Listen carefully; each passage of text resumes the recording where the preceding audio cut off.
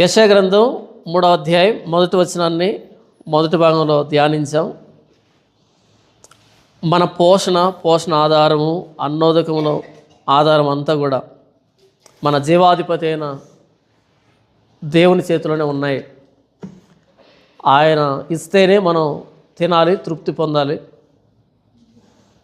ఆయన రాజ్యాన్ని, ఆయన నీతిని వెతికినప్పుడు ఏం తినాలో, ఏం త్రాగాలో, ఏం ధరించుకోవాలో చింతించాల్సిన అక్కర లేకుండా పోతుంది.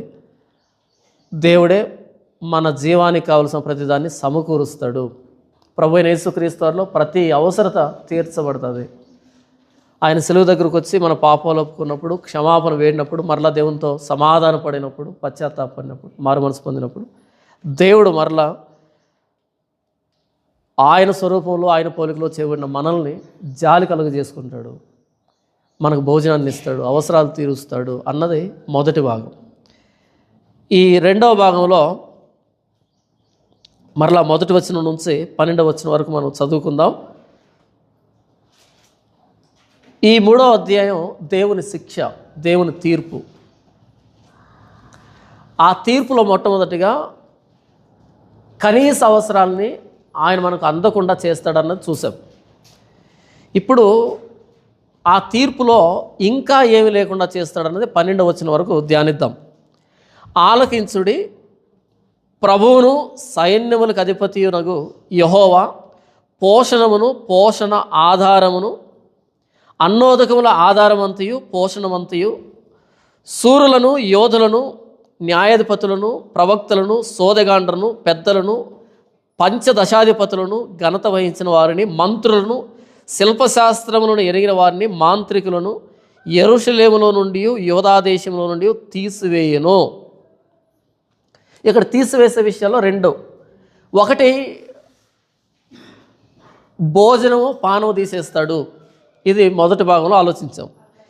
ఇక రెండవ వచనం నుంచి ఏం చూసామంటే, శూరులను, యోధులను, న్యాయాధిపతులను, ప్రవక్తలను, సోదెగాండ్రను, పెద్దలను, పంచదశాధిపతులను, ఘనత వహించిన వారిని, మంత్రులను, శిల్పశాస్త్రములను ఎరిగిన వారిని, మాంత్రికులను యెరూషలేములో నుండి, యూదా దేశంలో నుండి తీసివేయను. గవర్నింగ్ బాడీ, పరిపాలనా వ్యవస్థని తీసివేస్తాడు. ఏం చేస్తాడంట? పరిపాలించే వారిని తీసివేస్తాడు. దేని గురించి మాట్లాడుతున్నాడు అంటే, యుద్ధం వస్తుంది, యుద్ధంలో చెరపట్టబడతారు. ఆ చెరపట్టబడినప్పుడు ఈ పరిపాలనా యంత్రాంగం అంతా పోతుంది. అది చెప్తున్నాడు. 2వ రాజుల గ్రంథము 25వ అధ్యాయము, రాజుల 2వ గ్రంథము 25వ అధ్యాయము 7వ వచనం. 7వ వచనం చూడండి. 6 నుంచి చదువు వినిపిస్తాను చూడండి. వారు రాజును పట్టుకొని రిబ్లా పట్టణం అందున్న బబులోను రాజు వద్దకు తీసుకుని పోయినప్పుడు రాజు అతనికి శిక్ష విధించెను. సిద్కియా చూస్తుండగా వారు అతని కుమారులను చంపించి, సిద్కియా కన్నులు ఊడదీయించి, ఇత్తడి సంఖ్యలతో అతన్ని బంధించి బబులోను పట్టణమునకు తీసుకుని పోయిరి.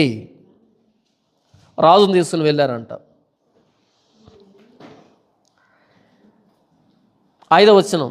అయితే కల్దీయులు పట్టణము చుట్టూ ఉండగా రాజు మైదానమునకు పోవు మార్గమును వెళ్ళిపోయాను. కల్దీయుల సైన్యము రాజును తరిమి అతని సైన్యం అతనికి దూరంగా చెదిరిపోయినందున యెరికో మైదానమును అతను పట్టుకొనిరి.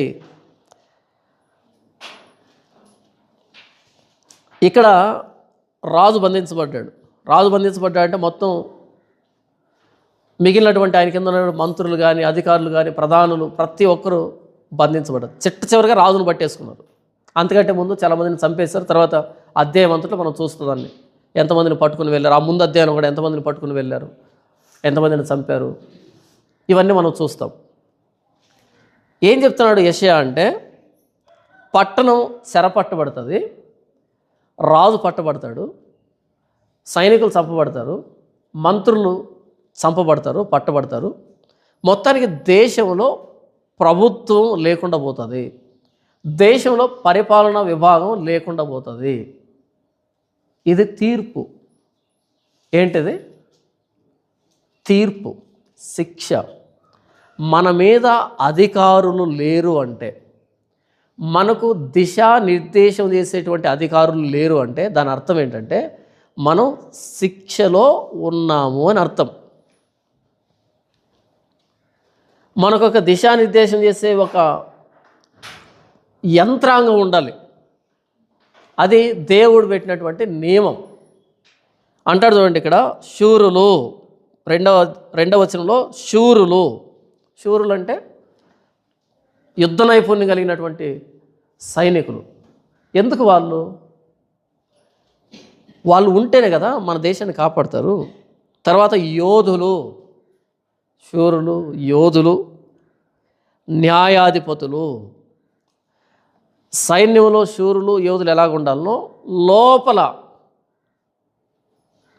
ఒకరినొకరు అన్యాయం చేసుకోకుండా, నాది న్యాయం అంటే నాదని ఒకరొకరు హింసించుకోకుండా, అంతర్యుద్ధాలు జరగకుండా న్యాయాధిపతులు, జడ్జెస్ ఉండాలి.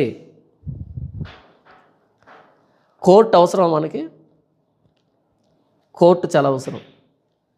ఎందుకంటే ఇద్దరు వ్యక్తుల మధ్య నాది న్యాయం అంటే నాది న్యాయం. ఇంతకు న్యాయం ఏంటి? నా దృష్టిలో నేను మంచివాడిని, మీ దృష్టిలో మీరు మంచివాళ్ళు. ఇంతకు న్యాయం ఎవరిదే?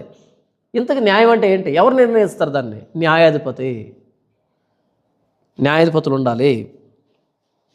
వాళ్ళు న్యాయాన్ని తీర్చాలి, వాళ్ళు శిక్ష విధించాలి, వాళ్ళు శాంతి భద్రతలు నెలకొల్పాలి.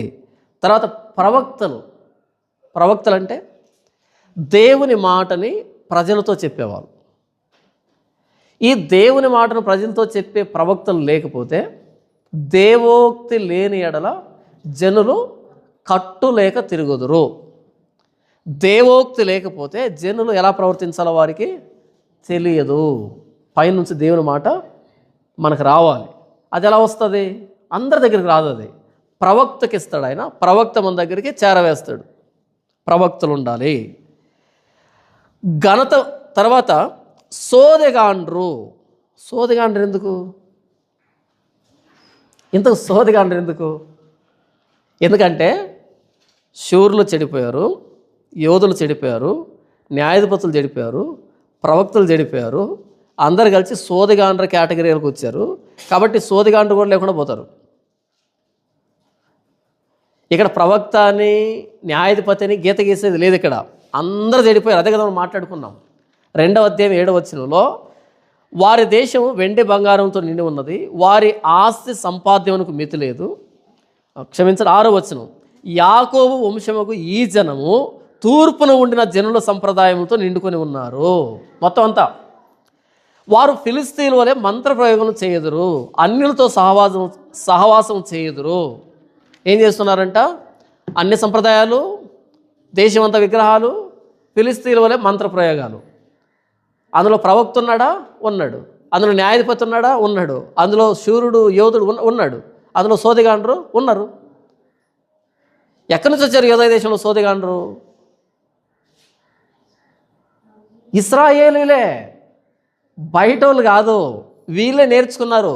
వారు ఫిలిస్తీన్ల వలె మంత్ర ప్రయోగం చేయుదురు. ఎవరు? యాకోబు కుటుంబీకులు. ఏం చేస్తున్నారు వీళ్ళు? ప్రజల కష్టాలని తీసివేసేదానికి సోది చెప్తున్నారు. కాబట్టి తీసివేస్తాను మిమ్మల్ని. తర్వాత ఇదంతా దేవునికి విరోధమైన ప్రభుత్వం. ఇది సోదెగాండ్రు. పెద్దలు కూడా అదే కేటగిరీ.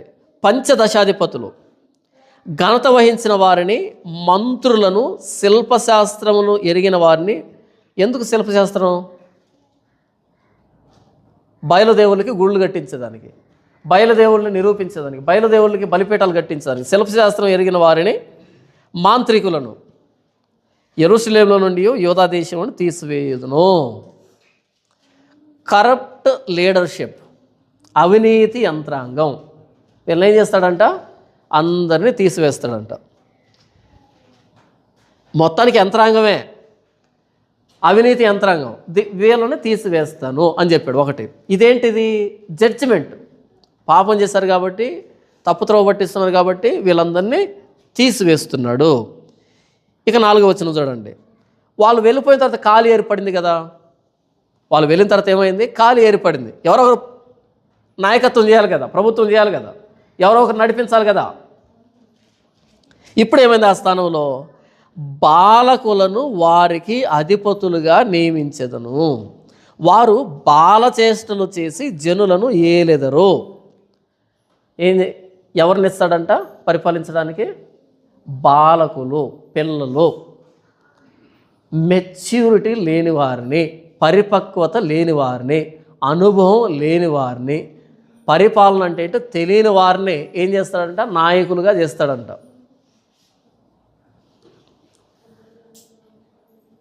ఏంటిది ఇంతకీ? తీర్పు, శిక్ష. క్రైస్తవాన్ని ఎవరు పరిపాలిస్తున్నారు ఇప్పుడు?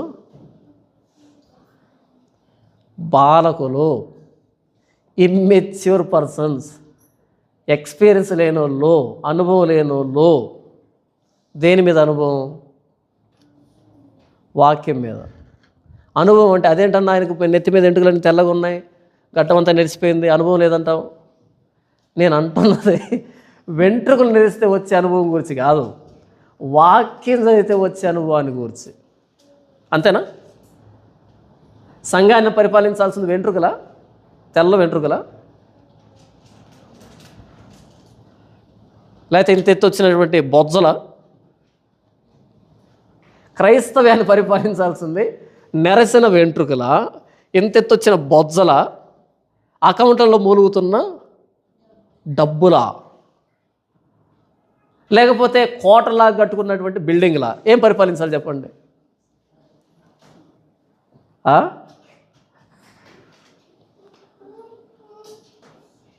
మీరు పాపం విషయమై పసిపిల్లలుగాను, బుద్ధి విషయమై పెద్దలుగా ఉండాలి అంటాడు.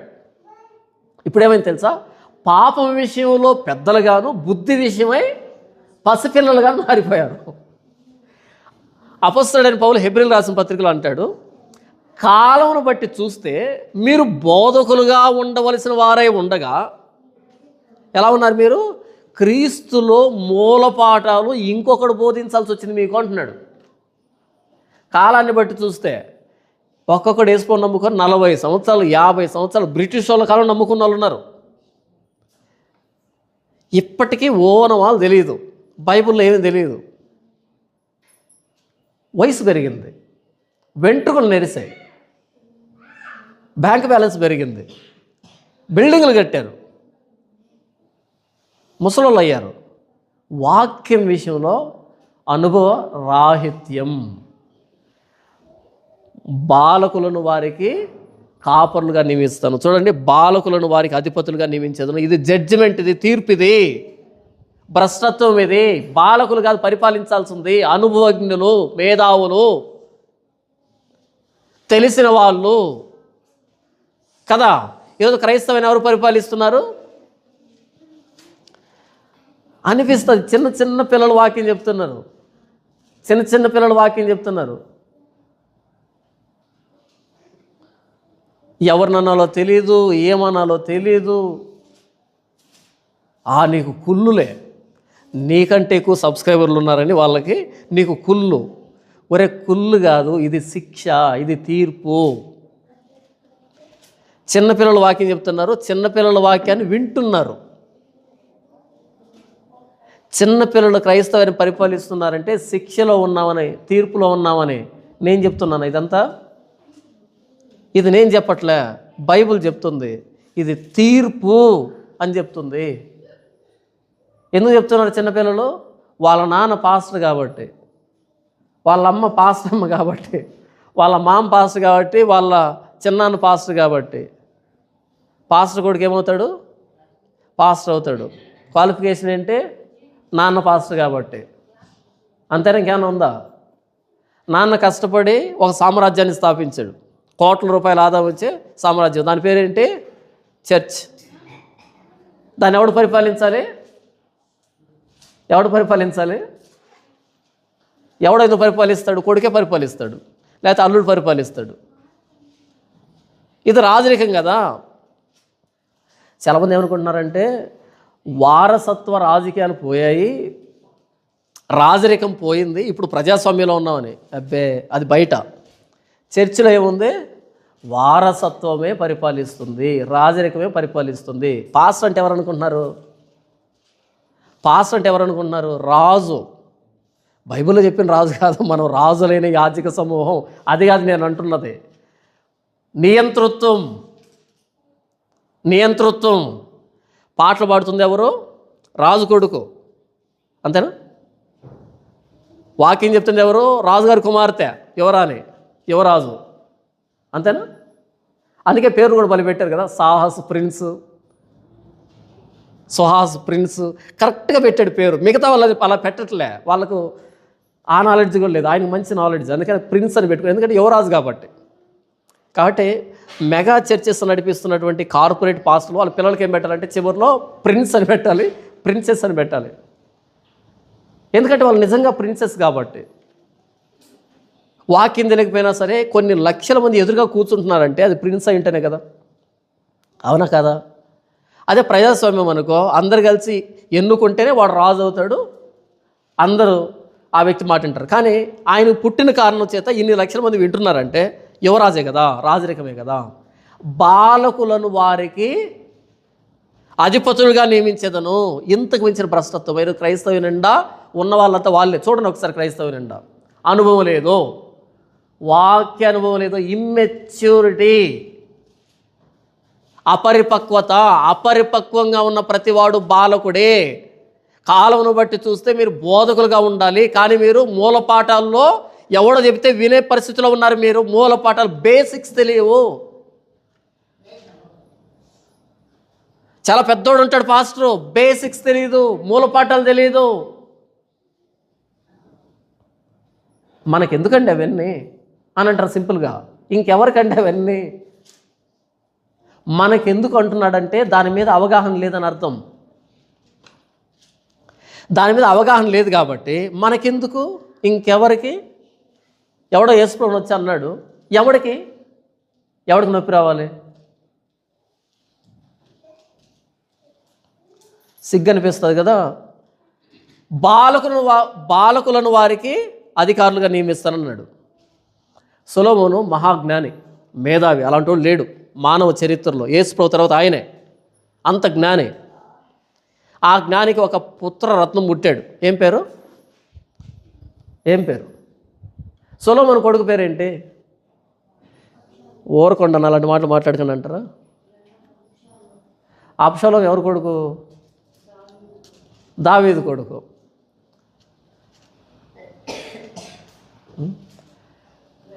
ఇశ్రాయేల్ రాజుల పేర్లు నేర్చుకుంటుంది, యూదా రాజుల పేర్లు నేర్చుకుంటుంది, అక్కడే వదిలిపెడుతుంది, అబ్షాలోము దగ్గరికి వస్తుంది. సొలొమోను కొడుకు పేరు రెహబాము. ఏం పేరు? రెహబాము. నాన్నెవరు? జ్ఞాని. కొడుకు ఎవరు? పండిత పుత్ర పరమసుంట అని.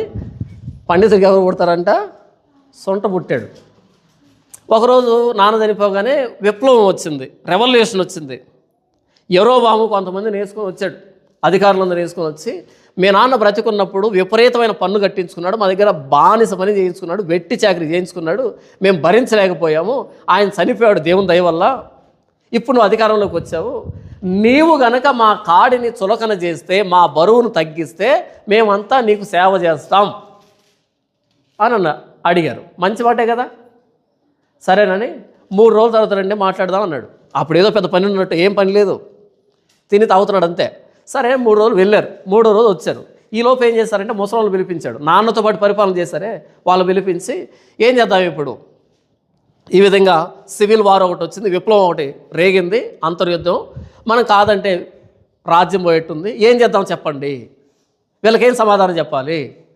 అప్పుడు వాళ్ళు అన్నారు, నిజమేనాయన, మీ నాన్నతో పాటు మేము కూడా పనిచేసాం, మీ నాన్న అందరినీ బానిసలుగా వెట్టి చాకరీ చేయించాడు, వాళ్ళ షిఫ్ట్లు లెక్క వాళ్ళకు డ్యూటీలు వేసి 6 నెలలు ఎక్కడ 6 నెలల అడవుల్లో ఇలా విపరీతంగా బాధించాడు వాళ్ళని. వాళ్ళ కష్టం మేము కళ్ళారో చూసాం, వాళ్ళ కష్టాన్ని తగ్గిస్తే వాళ్ళని సేవ చేస్తారు అని చెప్పారు. అప్పుడు ఈయన అన్నాడు, మీ ముసలి మాటలు ఇలాగే వస్తాయని ఎక్స్పెక్ట్ చేశాను, మీరు కొంచెం పక్కకి వెళ్ళండి అని. ఇప్పుడు తనతో పాటు పెరిగినటువంటి తన స్నేహితులను పిలిచాడు, తనతో పాటు పెరిగినటువంటి అనుభవ రాహిత్యం ఉన్నటువంటి ఇమ్మెచ్యూర్ ఫ్రెండ్స్ని పిలిచాడు. ఆ ముసలోళ్ళ కొడుకుల్ని నాన్న గనక బాగా సంపాదిస్తే కొడుకుని దద్దమ్మని చేస్తున్నాడు అని అర్థం. వాడి కష్టం తెలియదు, వాడికి నొప్పి తెలియదు, ఆకలి తెలియదు, ఏమీ తెలియదు. ఎందుకని? అవసరం ఉండదు. మళ్ళీ వాడికి పుట్టే వాళ్ళు మేధావులు అవుతారు. ఎందుకని? వాడికి ఏమీ లేదు కాబట్టి అంత పోగొడతాడు కాబట్టి వచ్చేవాళ్ళు మరలా మేధావులు అవుతారు. వాళ్ళ మేధావులు, వాళ్ళు పుట్టే పిల్లలు మరలా సొంటలు అవుతారు. మళ్ళీ సొంటలు పుట్టే వాళ్ళతో మేధావులు అవుతారు. ఎందుకని? ఇది ఒక సైకిల్. వీడు బాగా సంపాదిస్తాడా, పిల్లాడికి నొప్పి తెలియదా, మొత్తం పోగొడతాడా? వీడికి పుట్టే వాళ్ళు ఏమవుతారు? మళ్ళీ కష్టపడి సంపాదించాలి, మేధావులు అయిపోతారు. మళ్ళీ వాడికి పుట్టే వాళ్ళు ఏమవుతారు? సొంటలు అవుతారు. మళ్ళీ వాడికి పుట్టే వాళ్ళు ఏమవుతారు? మేధావులు అవుతారు. ఇది ఒక సైకిల్ అనమాట. అది సొలొమోనుకే తప్పలే, మనకేం తప్పుతుంది? తనతో పాటు పెరిగిన వాళ్ళు వచ్చారు, వాళ్ళు అన్నారు లేదు లేదు అలా ఒప్పుకోవద్దు, వాళ్ళు చెప్పినంత మనం వినేది అంటే వాళ్ళు చెప్పినట్టు వింటామా, మనం ఇక్కడ రాజుని, మనం ఇక్కడ అది ఇదని చెప్పి సరే. మూడో రోజు వచ్చారు, ఏం చెప్తామంటే అప్పుడు అన్నాడు, నా తండ్రి నడుము కంటే నా చిటికిన వేలు పెద్దదే. అబ్బా ఎంత లావో! నాన్న నడుము కంటే చిటికిన వేలు చాలా పెద్దదంట. మా నాన్న చబుకులతో మిమ్మల్ని కొట్టాడు, నేను మిమ్మల్ని కొరడాలతో కొట్టేస్తా. ఆయన బెత్తాలతో కొట్టాడు, నేను కొరడాలతో కొడతా. ఏమనుకున్నారు? పెద్ద పెద్ద మాస్ డైలాగులు వేశాడు. సరే అయితే నీ రాజ్యాన్ని నువ్వే ఏలుకో, మేము వెళ్ళిపోతున్నామని 10 గోత్రాలు పక్కకి వెళ్ళాయి, 2 గోత్రాలు మిగిలాయి, పేరుకు మాత్రం మిగిలాయి. అది దేవుడు నిలవబెట్టాడు. ఏంటిది? బాలకుని చేస్తలివి, పిల్ల చేస్తలివి. అనుభవం ఉంటే కదా. ఏ రోజైనా రెహబాముకి కష్టం ఏంటి, నష్టం ఏంటి, ప్రజలు కష్టపడుతున్నారా, ఎలాగున్నారని ఎప్పుడైనా తెలిస్తే కదా. పాపం అంతఃపురం దాటి బయటికి రాలే. ఎందుకంటే నాన్న అన్ని అంతఃపురాలు కట్టించాడు. ప్రజల కష్టాలు ఎలాగుంటాయో ఎప్పుడైనా చూసుంటే, ఆ బరువు ఎలాగుంటుందో తెలుసుంటే అప్పుడు నిర్ణయం అలా తీసుకునేవాడు. తెలియదు పాపం నిజంగానే. రెహబాముకి కష్టం అంటే తెలియాల్సిన అవసరం లేదు. మహామేధావి చక్రవర్తి ఎవరో సొలొమోను. ఎక్కడ పడితే అక్కడ ఫామ్ హౌస్లు కట్టేశాడు, ఎక్కడ పడితే అక్కడ గెస్ట్ హౌస్లు కట్టేశాడు. లేని సంపద, ప్రపంచంలో ఎవరికి లేని సంపద, అంత పాపులారిటీ. పాపం తెలీదు ఆ కష్టాలు ఏంటో. ఈరోజు వస్తారు, 50,000 బ్లేజర్ వేసుకుంటారు, 50,000 బ్లేజర్ వేసుకుంటే వేదిక ఎక్కుతారు. దేవుడు నిన్ను కష్టాల నుంచి బయటకు తీసుకొని వస్తాడని ప్రసంగం చేస్తుంటే నాకు అనిపిస్తుంది, మరి నిజమా? నీకు కష్టం అంటే కూడా తెలుసా? నీకు ఇబ్బంది అంటే కూడా తెలుసా అనిపిస్తుంది నాకు. తెలుసా? చిన్న చిన్న పిల్లలు, దేవుడు నిన్ను విడిపించబోతున్నాడు, దేవుడు నిన్ను రక్షించబోతున్నాడు, దేవుడు నిన్ను గొప్ప చేయబోతున్నాడు అని మాట్లాడుతుంటే ఇక్కడ నిలవబడేది. తెలుసా మీకు ఇంతకీ? ఆ విడుదల అంటే ఏంటో తెలుసా? ఆ కష్టం అంటే ఏంటో తెలుసా? ఆ శ్రమ అంటే ఏంటో తెలుసా? దేవుడిని కన్నీళ్ళు తోడ్చబోతున్నాడు. నాన్న మాట్లాడిన చిలక పలుకులని నేర్చుకున్నాడు తప్ప కన్నీళ్ళు ఎలా ఉంటాయి తెలిస్తే కదా. నాన్న అదే చిలక మాటలు వల్లించా, అమ్మ అదే చిలక మాటలు వల్లించా, వీడు వేదిక ఎక్కినప్పటి నుంచి అదే చిలక మాటలు వల్లిస్తున్నాడు తప్ప ఆ కన్నీళ్ళు అంటే ఏంటి, ఎలాగుంటాయి, కష్టాలు అంటే ఏంటి, ఎలాగుంటాయి, ఆకలి అంటే ఏంటి, ఎలాగుంటుంది, ఆ పరిస్థితులు ఎలాగుంటాయి తెలియదు. గ్రౌండ్ లెవెల్లోకి వెళ్ళి ఎలాగుంటుందో తెలియదు. అది తెలియక ముందే, బొడ్డోడక ముందే పాస్టర్లు అయిపోయాయి. మనమంతా చప్పట్లు కొడుతూ ఉంటుంది. బాలకులు మన మీద ప్రభుత్వం చేస్తున్నారంటే శిక్షలో ఉన్నామని, తీర్పులో ఉన్నామని, భ్రష్టత్వంలో ఉన్నామని. అలా కాకుండా వాక్యం పట్ల అవగాహన కలిగిన వాళ్ళు, అనుభవం కలిగిన వాళ్ళు మనకు నాయకులుగా ఉన్నారంటే దేవుడు మనల్ని దీవించాడని అర్థం. ఏం చెప్తారు ఈ బాలకులు వచ్చి? గూగుల్ ఓపెన్ చేసి గూగుల్లో ఒక కథ తీసుకొని ఆ కథను చెప్తారు వేదిక మీదకి వచ్చి. కాకమ్మ కథలు, గాడిద కథలు, సింహం కథలు, గొర్రె కథలు, మేకపోతు కథలు చెప్పి చివరిలో దేవుణ్ణి ఇలా దీవించబోతున్నాడు. వాటినే ఆస్వాదిస్తున్నటువంటి క్రైస్తవ లోకం. ఇది నా మాట కాదు, నా బాధ కాదు, ఇది దేవుడు. బాలకులను వారికి అధిపతులుగా నియమించదను, వారు బాల చేష్టలు చేసి జనులను ఏలెదరు. 4వ వచనం. అది ప్రభుత్వం పిల్లతనంగా మారింది, ఇమ్మెచ్యూర్గా మారిపోయింది ప్రభుత్వం. చూడండి ఎంతమంది పాస్టర్లు ఉన్నారు, వారి పిల్లలే పరిపాలిస్తున్నారు. ఇంకెవరు లేరా? ఇప్పుడు ఈయన ఉన్నాడు వేదిక మీద, ఒక పాస్టర్ ఉన్నాడు. పాట ఎవరు పాడతారు వేదిక మీద? ఎవరు పాడతారు? ఈయన కొడుకు పాడతాడు. ఇంకెవ్వరు లేరా చర్చిలో? ఇంకెవరికి పాటలు రావా? ఆరాధన ఎవరు నడిపిస్తారు? కొడుకే.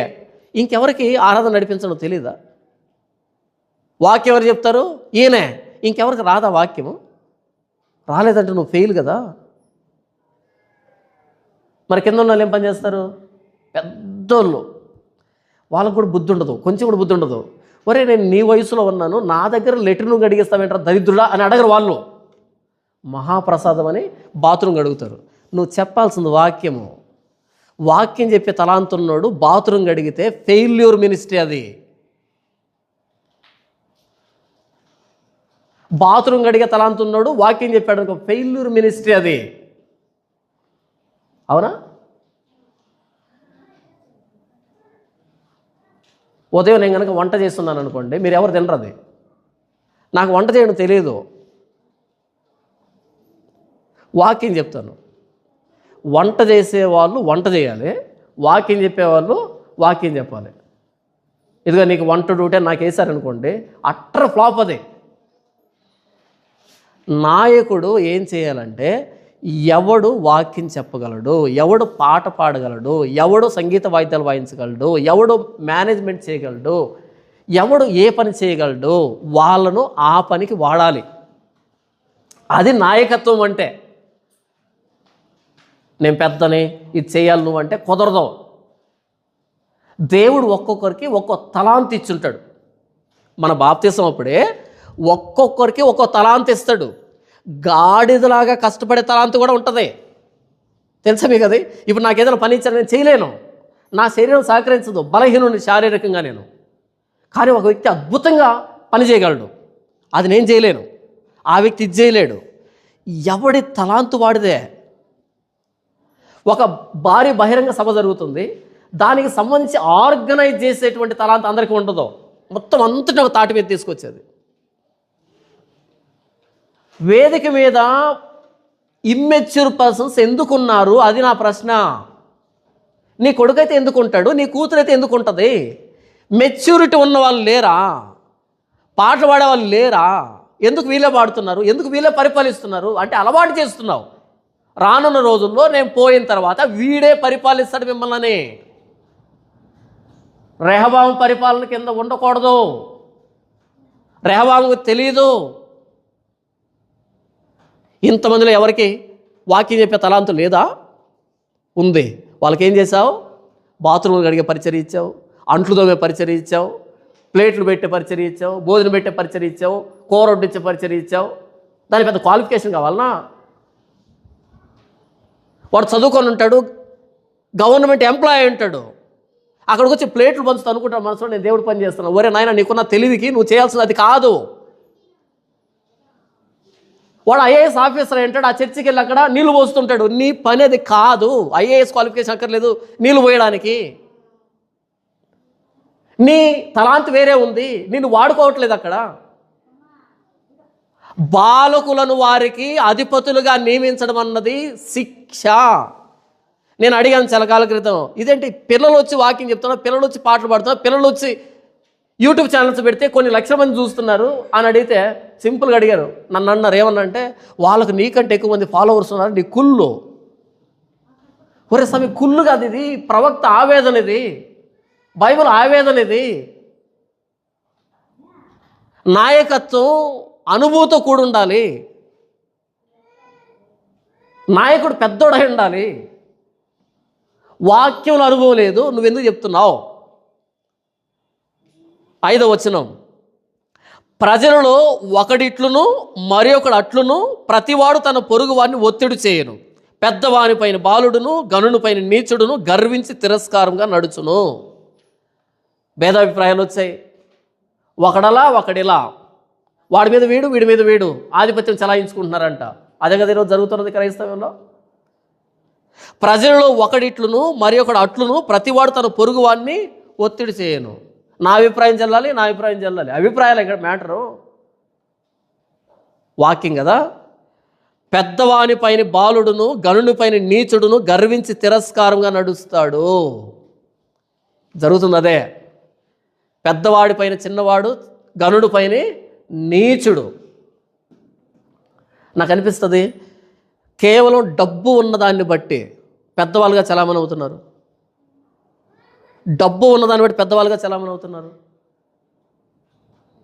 వాక్యం ఘనమైంది, లేఖనం ఘనమైంది, లేఖనాన్ని బట్టి కాదు, ఇక్కడ డబ్బును బట్టి నడుస్తున్నాయి. 6వ వచనం, ఒకడు తన తండ్రి ఇంట తన సహోదరుని పట్టుకొని నీకు వస్త్రము కలదు, నీవు మా మీద అధిపతివై ఉందువు, ఈ పాడు స్థలము నీ వశమును ఉండనిమ్ము అనును. అతడు ఆ దినమున కేక వేసి, నేను సంరక్షణకర్తనుగా ఉండనొల్లను, నా ఇంట ఆహారమేమీ లేదు, వస్త్రమేమీ లేదు, నన్ను అధిపతిగా నియమింపరాదు అనును. అంటే మనం మొదటి వచనంలో చూసాం కదా, దేవుడు అన్నపానాలను తీసివేస్తున్నాడు, అన్నోదకాలని తీసివేస్తున్నాడు, భోజన పానాలు తీసివేస్తున్నాడు అని చెప్పాం కదా. ఇప్పుడు ఎలా తయారైందంటే, మిగిలిపోయినటువంటి యెరూషలేములో మిగిలిపోయిన వారి పరిస్థితి ఎలా తయారైందంటే, వస్త్రము అన్నము లేని వాళ్ళు తయారైపోయారు. అప్పుడు ఏం చేస్తున్నారంటే, ఒకడు తన తండ్రి ఏంట తన సహోదరుని పట్టుకుని, నీకు వస్త్రము కలదు, నీవు మా మీద అధిపతివై ఉందువు. వేసుకోవడానికి బట్టలు ఉన్నోడే అధిపతి అయిపోయాడు. అంటే మిగతా వాళ్ళ పరిస్థితి లేవు, బట్టలు లేవు, తీసేశాడు దేవుడు. ఈ పాడు స్థలము నీ వశమును ఉండనేమో. అదే అంతకుముందు జనాలతో నిండిపోయినప్పుడు అక్కడ ఎవరు ఉండాలనే దానికి పెద్ద కాంపిటీషన్ ఉండేది. ఇప్పుడు ఏమైంది, ఎవరు లేకుండా వెళ్ళిపోయారు, ఖాళీ అయిపోయింది, మొత్తం అందరిని చెర తీసుకుని వెళ్ళిపోయారు. ఈ పాడు స్థలం నీ వశమును ఉండనేమో, దీని మీద నీవు అధిపతిగా ఉండు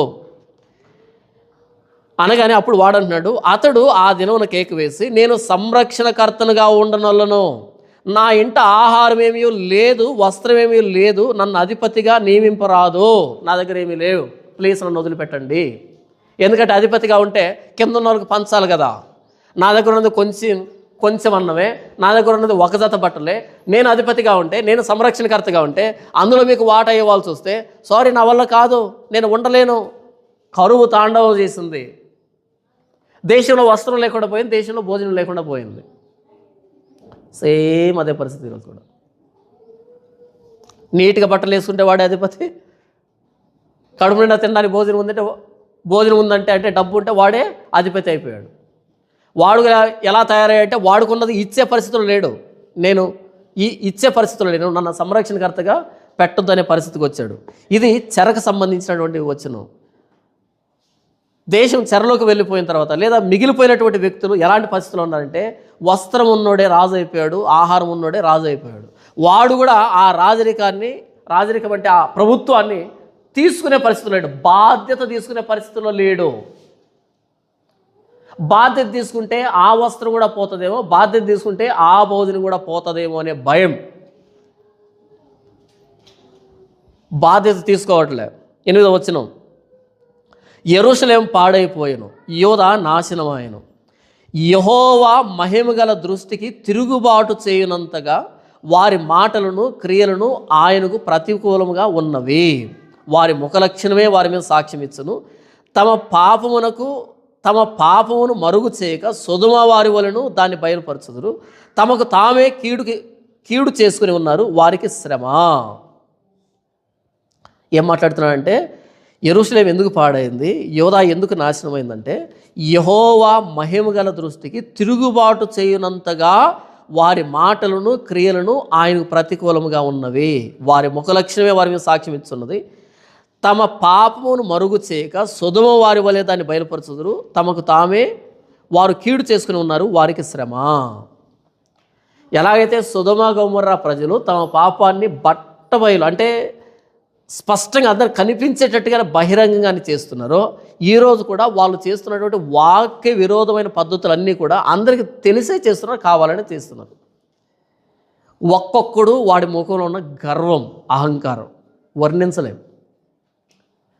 నేను ఇలాగే చేస్తాను, ఎవడేం చేసుకుంటాడు.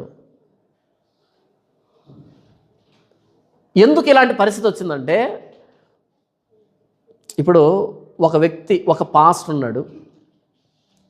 ఆ పాస్టర్ ఒక విషయాన్ని ఏదో తప్పు చెప్పాడు. తప్పు చెప్పగానే ఇది ఎందుకు తప్పు చెప్తున్నామని లేఖనాన్ని బట్టి అడిగినప్పుడు ఏం చేయాలి? ఆ వ్యక్తి సిగ్గుపడాలి, తగ్గించుకోవాలి, క్షమాపణ చెప్పాలి కదా. ఈరోజు అలా జరగట్లే. మిగతా వాళ్ళు కూడా అవును కదా, వాక్యం ఉంది కదా అని అడగట్లే. బహిరంగంగానే కావాలని పాపాలు చేస్తున్నారు, కావాలని వాక్యాన్ని అతిక్రమిస్తున్నారు.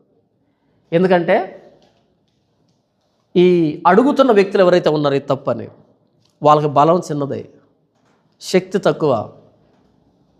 సొదొమ గొమొర్రా ఎలాగైతే ఆ రోజు ఈ లోతు కుటుంబం మీదకి వచ్చారు అందరు కలిసి. వచ్చినటువంటి వ్యక్తులు ఉన్నారే, లోపలికి వచ్చిన వ్యక్తులు ఉన్నారే, వాళ్ళిద్దరే కదా, ఏమవుతుంది? ఏం చేస్తారు? ఇద్దరే కదా. మొత్తం అందరూ దొమ్మిగా వచ్చారు, మొత్తం ఊరంతా వచ్చింది. మొన్న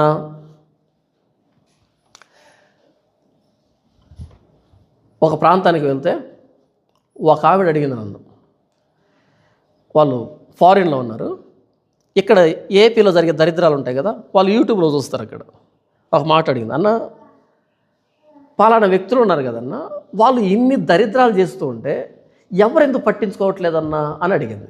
అంటే ఈ మధ్య పెళ్ళి చేస్తున్నారు, ప్రపంచంలో ఎవరికి పెళ్ళి కానట్టు వాళ్ళిద్దరికే పెళ్ళి అయినట్టు, ప్రపంచంలో ఎవరికి పెళ్ళి కానట్టు వాళ్ళిద్దరికే పెళ్ళి అయినట్టు, ప్రతిరోజు అదే సోదే.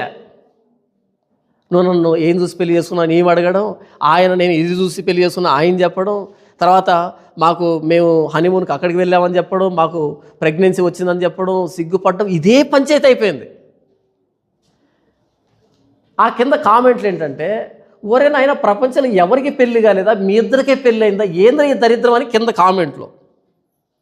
కానీ ఎవ్వరు మాట్లాడలే వాళ్ళ గురించి. వాళ్ళు అడిగారు నన్ను ఏమనంటే, అన్న ఎందుకు మాట్లాడటం లేదు, ఎంతసేపు వాళ్ళ కుటుంబంలో జరిగే విషయాలు, ఏమంటారు, వాళ్ళు పెళ్ళి అయింది, హనీమూన్కి వెళ్ళింది, కూల్ డ్రింక్ తాగింది, బయట తిరిగింది, అన్నీ సిగ్గుపడితే వాళ్ళు మాట్లాడుతూ ఉంటే ఎందుకన్నా ఎవరు మాట్లాడలేదు దీని గురించి అంటే, నేను చెప్పాను పొరపాటు మాట్లాడిన నెక్స్ట్ డే పోలీస్ స్టేషన్లో ఉంటాడు ఆ వ్యక్తి.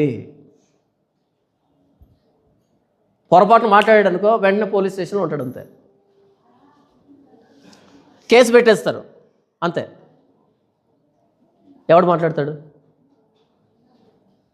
కేసు భరించాలి కదా. ఏంటన్నా ఇంత దారుణమా, ఇంత దుర్మార్గమా? మరి ఇది తప్పు అనగానే అవును ఇది తప్పే అని సపోర్ట్ ఇచ్చేవాడెవడు? ఆయన మాట్లాడిన దాంట్లో తప్పే ఉందని అడిగేవాడెవడు? అడగరు. ఎవరు మాట్లాడతారు తెలుసా? నీకెందుకు వాళ్ళతో, ఇంకెవరికి? నేనేం మాట్లాడుతున్నానంటే, బహిరంగంగానే కావాలని వారి పాపాన్ని కనబరచడం. అడిగేవాడెవడు? ఎలాగైతే ఆ రోజు దేవదూతల మీదకి మొత్తం సొదొమ గొమొర్రా అంతా ఏకమై వచ్చిందో, అలా ఏకమై ఒక్కడి మీద పడినప్పుడు వాళ్ళకు హద్దు ఆపలేకుండా పోయింది కదా.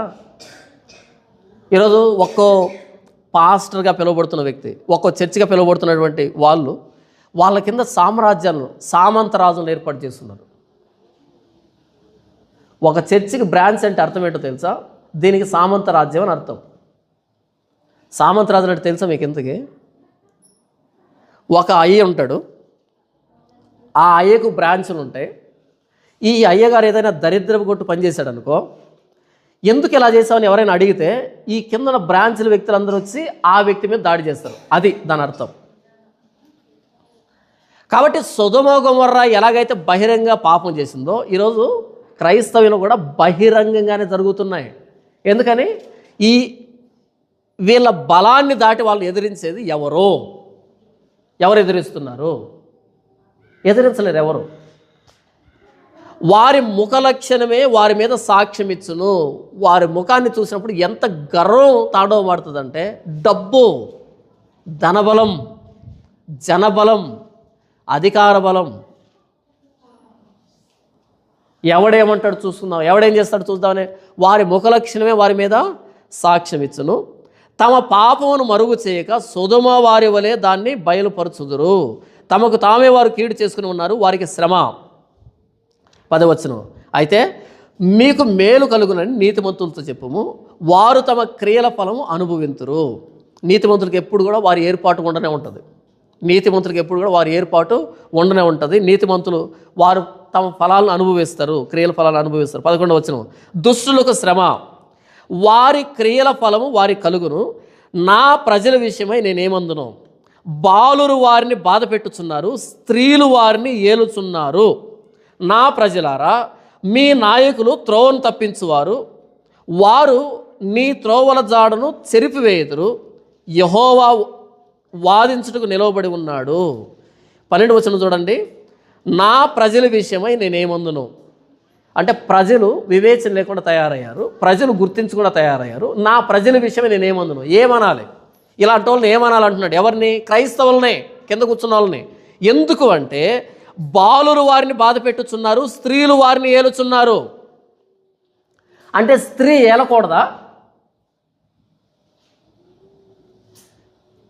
బాలురు వారిని బాధ పెట్టుచున్నారు, స్త్రీలు వారిని ఏలుచున్నారు. ఎవరు ఏలుతున్నారు ఇప్పుడు ఇశ్రాయేల్ దేశాన్ని?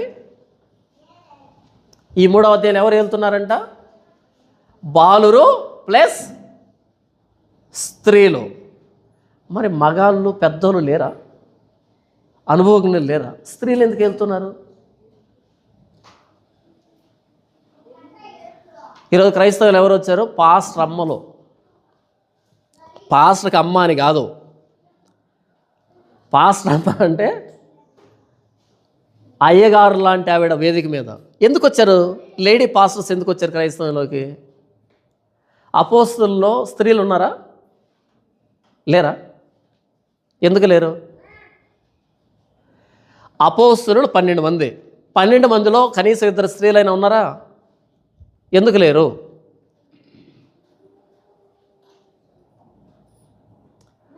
అపోస్తలుతో పాటు స్త్రీలు ఉన్నారు, అపోస్తలుల్లో స్త్రీ లేరు. మరొకసారి చెప్పనా? అపోస్తలుతో పాటు స్త్రీలు ఉన్నారు. వాళ్ళు యేసు ప్రభుకి అపోస్తలుకి పరిచర్య చేశారు. ఒకసారి చూద్దామా? లూకాసు వార్త 8వ అధ్యాయం. లూకాసు వార్త 8వ అధ్యాయం 1వ వచనం నుంచి. వెంటనే ఆయన దేవుని రాజ్య సువార్తను తెలుపుచు ప్రకటించుచు ప్రతి పట్టణంలోనూ ప్రతి గ్రామంలోనూ సంచారం చేయుచుండగా 12 మంది శిష్యులను, అపవిత్రాత్మలను, వ్యాధులను పోగొట్టబడిన కొందరు స్త్రీలను, అనగా 7 దైవములు వదిలిపోయిన మగ్దలేనే అనబడిన మరియు హేరోదు యొక్క గృహ నిర్వాహకుడకు కూజా భార్యకు యోహన్నయు సూసన్నయు ఆయనతో కూడా ఉండిరి. వీరును ఇతరులు అనేకులను తమకు కలిగిన ఆస్తితో వారికి ఉపచారం చేయించు వచ్చరి. ఉపచారం అంటే ఏంటి? ఉపచారం చేయించు వచ్చారు. ఉపచారం అన్న దగ్గర 4 అని నంబర్ ఉందా? 4 అంటే ఏముంది? ఆయనకు ఉపచారము. ఎవరికి? ప్రకటించే ఆయనకు ఉపచారం. అంటే ఆయన బట్టలు ఉతకడము, లేకపోతే భోజనం పెట్టడము, లేకపోతే నీళ్లు పెట్టడము, ఆయన ప్రకటనకి కావలసిన ఉపచారం, ఆయన ప్రకటనకి, ఆయన పరిచర్యకి కావలసిన ఉపచారం, కావలసిన అసిస్టెన్స్ ఎవరిచ్చారు? స్త్రీలు ఇచ్చారు. యేసు ప్రభు తనకంటే ముందుగా ప్రతి గ్రామానికి, పట్టణానికి 2 పంపించాడు. అందులో స్త్రీలు ఉన్నారా? అందులో స్త్రీలు ఉన్నారా అంటున్నా. స్త్రీలని ప్రకటించడానికి పంపించలేదు, స్త్రీలని బోధించడానికి పంపించలేదు, స్త్రీలని కాపరితనం చేయడానికి పంపించలేదు, స్త్రీలను సువార్త పంపించలేదు. స్త్రీలు సువార్త చేసే వాళ్ళకి, బోధించే వాళ్ళకి, కాపరితనం చేసే వాళ్ళకి, పరిచారం చేసే దగ్గర ఉన్నారు. ఈరోజు యూట్యూబ్ ఓపెన్ చేయండి, నిండా పాశ్రమలే. కాదా? ఏం పని నీకు వేదిక మీద? అడుగుతున్న పాశ్రమల్ని, ఏం పని మీకు ఇంతకు ఇక్కడ? వేదిక కింద కదా ఉండాలి, వేదిక కింద కదా పనిచేయాలి, ఎవరు కనబడకుండా కదా పనిచేయాలి. ఏం పని వేదిక మీద మీకు? వాక్యం చెప్తున్నారా? అలాంటి మోడల్ లేదే అపోస్తుల్లో, అలాంటి మోడల్ లేదే బైబిల్లో. మీకు ఎక్కడి నుంచి వచ్చింది? అదేంటండి చర్చి మాదే, మీద మీ ఫామ్ హౌస్ అయితే ఉండండి, చర్చి మీద కాదు, బిల్డింగ్ కాదు. చర్చ్ అంటే సంఘంలో స్త్రీ బోధించినట్టుగా, స్త్రీ నాయకత్వం వహించినట్టుగా, స్త్రీ అధ్యక్షత వహించినట్టుగా బైబిల్లో లేదా మోడలు? ఉందా? మరి ఎందుకు వచ్చారు మీరు? మీ ఆయన పాస్టర్ అయితే నువ్వు వస్తావా? చెప్పొచ్చా వాక్యం అలా? ఒకవేళ స్త్రీ కనుక నాయకత్వం జరిగిస్తే దాన్ని ఏమంటున్నాడు ఇక్కడ అంటే, నా ప్రజల విషయమే నేనేముందును అంటే గొర్రెలా మీరు, మీకు అర్థం కాదా? నేను ఇచ్చిన నియమం ఏంటి, నేను పెట్టిన మోడల్ ఏంటి, మీకు అర్థం కాదా? మీ చేతిలో బైబుల్ లేదా అంటున్నాడు ఆయన. నా ప్రజల విషయమై నేనేమందును, మిమ్మల్ని ఏమనాలి, ఏమంటే పాపం వస్తుంది, అది ఇక్కడ బాధ. నా ప్రజల విషయం నేనేమందును, ఎందుకంటే వీళ్ళు ఆడింది ఆట, పాడిందే పాట ఉండడానికి మీరు ఆమోదిస్తే కదా జరుగుతున్నది. మీరు అడగాలి కదా, ఎందుకు అడగట్లేదు? నా ప్రజల విషయం నేనేమందును, బాలురు వారిని బాధ పెట్టుచున్నారు, స్త్రీలు వారిని ఏలుచున్నారు. స్త్రీలు ఏలుతూ ఉంటే మీ చేతిలో బైబిల్ ఎందుకు లేకుండా పోయింది? దాన్ని వివరించాడు కదా అపోస్తలుడైన పౌలు. మొదట ఆదాము నిర్మించబడ్డాడు, తర్వాత స్త్రీ నిర్మించబడింది. మొదట పాపంలో పడిన స్త్రీ, ఆదాము కాదు. స్త్రీ బలహీనమైన ఘటం. ఇంటి దగ్గర ఉండి నేర్చుకోవాలి, గృహ పరిపాలన జరిగించాలి, పిల్లలను దేవుళ్ళు పెంచాలి. గృహ పరిపాలన నాట్ సంఘ పరిపాలన. సంఘ పరిపాలనకి గృహ పరిపాలనకి తేడా లేదా? ఒక పాస్టర్ గారు, అదేంటి జానపాల్ అలా మాట్లాడుతున్నావు? ఈరోజు స్త్రీలు విమానాన్ని నడుపుతున్నారు, ఈరోజు స్త్రీలు సాఫ్ట్వేర్లో ఉన్నారు, ఈరోజు స్త్రీలు దేశాన్ని పరిపాలిస్తున్నారు, ఈరోజు స్త్రీలు అది చేస్తున్నారు, ఇది చేస్తున్నారు. మరి స్త్రీ వాక్యం చెప్పకూడదా? ఆ మొక్క పౌలుకు తెలీదా? ఆ మొక్క యేసుప్రభువుకు తెలీదా? లోక సంబంధమైన ఉద్యోగాలకి, ఆధ్యాత్మికమైనటువంటి బాధ్యతలకి తేడా లేదా? సమరయ స్త్రీని అపోస్తులతో పాటు ఎందుకు పంపించలేదు ఆయన? మగ్దలేన మరియని అపోస్తులతో పాటు ఎందుకు పంపించలేదు ఆయన? తన తల్లి అయిన మరియను అపోస్తులతో పాటు ఎందుకు పంపించలేదు ఆయన? 12 మంది అపోస్తుల్లో మగవాళ్ళ పేర్లు ఎందుకు, స్త్రీ పేరు ఎందుకు లేదు? బాధ్యతలు, పురుషుడికి ఇచ్చిన బాధ్యతలు వేరే, స్త్రీకి ఇచ్చిన బాధ్యతలు వేరే. పురుషుడికి ఇచ్చిన బాధ్యతలు వేరే, స్త్రీకి ఇచ్చిన బాధ్యతలు వేరే. ఆ రోజు యెరూషలేము పాపము చేస్తే పాపానికి శిక్షగా స్త్రీ ఏలుబాటు చేస్తుంది, స్త్రీ పరిపాలన చేస్తుంది.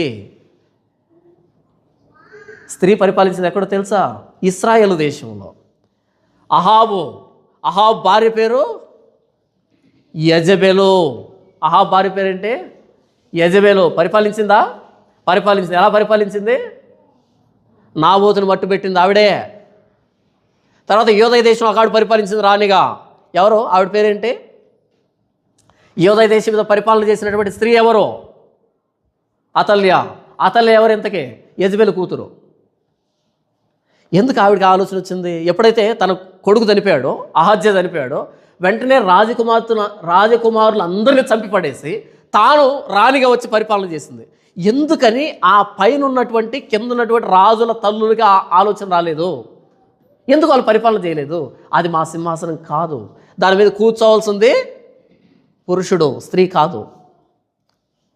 మీలో ఎవరైనా రాజుని ఏర్పాటు చేసుకోవాలంటే అని చెప్పాడు తప్ప రాణిని ఏర్పాటు చేసుకోవాలంటే లేదు బైబిల్లో. అందుకని యోదయ దేశంలో ఉన్నటువంటి రాజుల భార్యలు కానీ, రాజుల తల్లులు కానీ వాళ్ళు పరిపాలన చేయలే. ఈ పరిపాలన చేయాలనే ఆలోచన వచ్చింది ఎవరికో తెలుసా? యెజబెలు కూతురికి, అతల్యాకు వచ్చింది. స్త్రీకి దేవుడు నాయకత్వం ఇవ్వలే, కుటుంబ బాధ్యత ఇచ్చాడు. కుటుంబాన్ని పరిపాలించడం అన్నది బాధ్యత, దేవుడిచ్చిన బాధ్యత. రాజ్యాన్ని పరిపాలించే బాధ్యత ఇచ్చింది పురుషుడికి. ఇప్పుడేమైంది? మిక్స్ అయింది. బయట అయితే ఓకే, నో ప్రాబ్లం. కానీ సంఘంలో ఇది పాపాన్ని గురించి చెప్పేది, తీర్పుని గురించి చెప్పేది, నీతిని గురించి చెప్పేది, పరిశుద్ధుని గురించి చెప్పేది. ఇక్కడ మిక్స్డ్ కాంగ్రిగేషన్లో స్త్రీ నిలవబడి పరిచారం చేయకూడదని వాక్యం చెప్పింది. నేను ఆవిడకి మాట్లాడడానికి సెలవివ్వను. ఆవిడ మౌనంగా ఉండి నేర్చుకోవాలి, అది కూడా భర్త దగ్గర నేర్చుకోవాలి, ఇంట్లో నేర్చుకోవాలి. అంతే తప్ప సంఘంలో పురుషుడి మీద అధికారం చెలాయించేదానికి నేను ఆవిడికి అనుమతించనని అపోస్తలుడైన పౌలు చాలా స్పష్టంగా చెప్పాడు. వాక్యం అనేది అధికారంతో కూడుకున్నది. ప్రభువైన యేసుక్రీస్తు వాక్యం చెప్తూ ఉంటే, ఆయన అధికారంతో చెప్తూ ఉంటే ఆశ్చర్యపోయారు శాస్త్రులు, పరిసయ్యులు వీళ్ళంతా.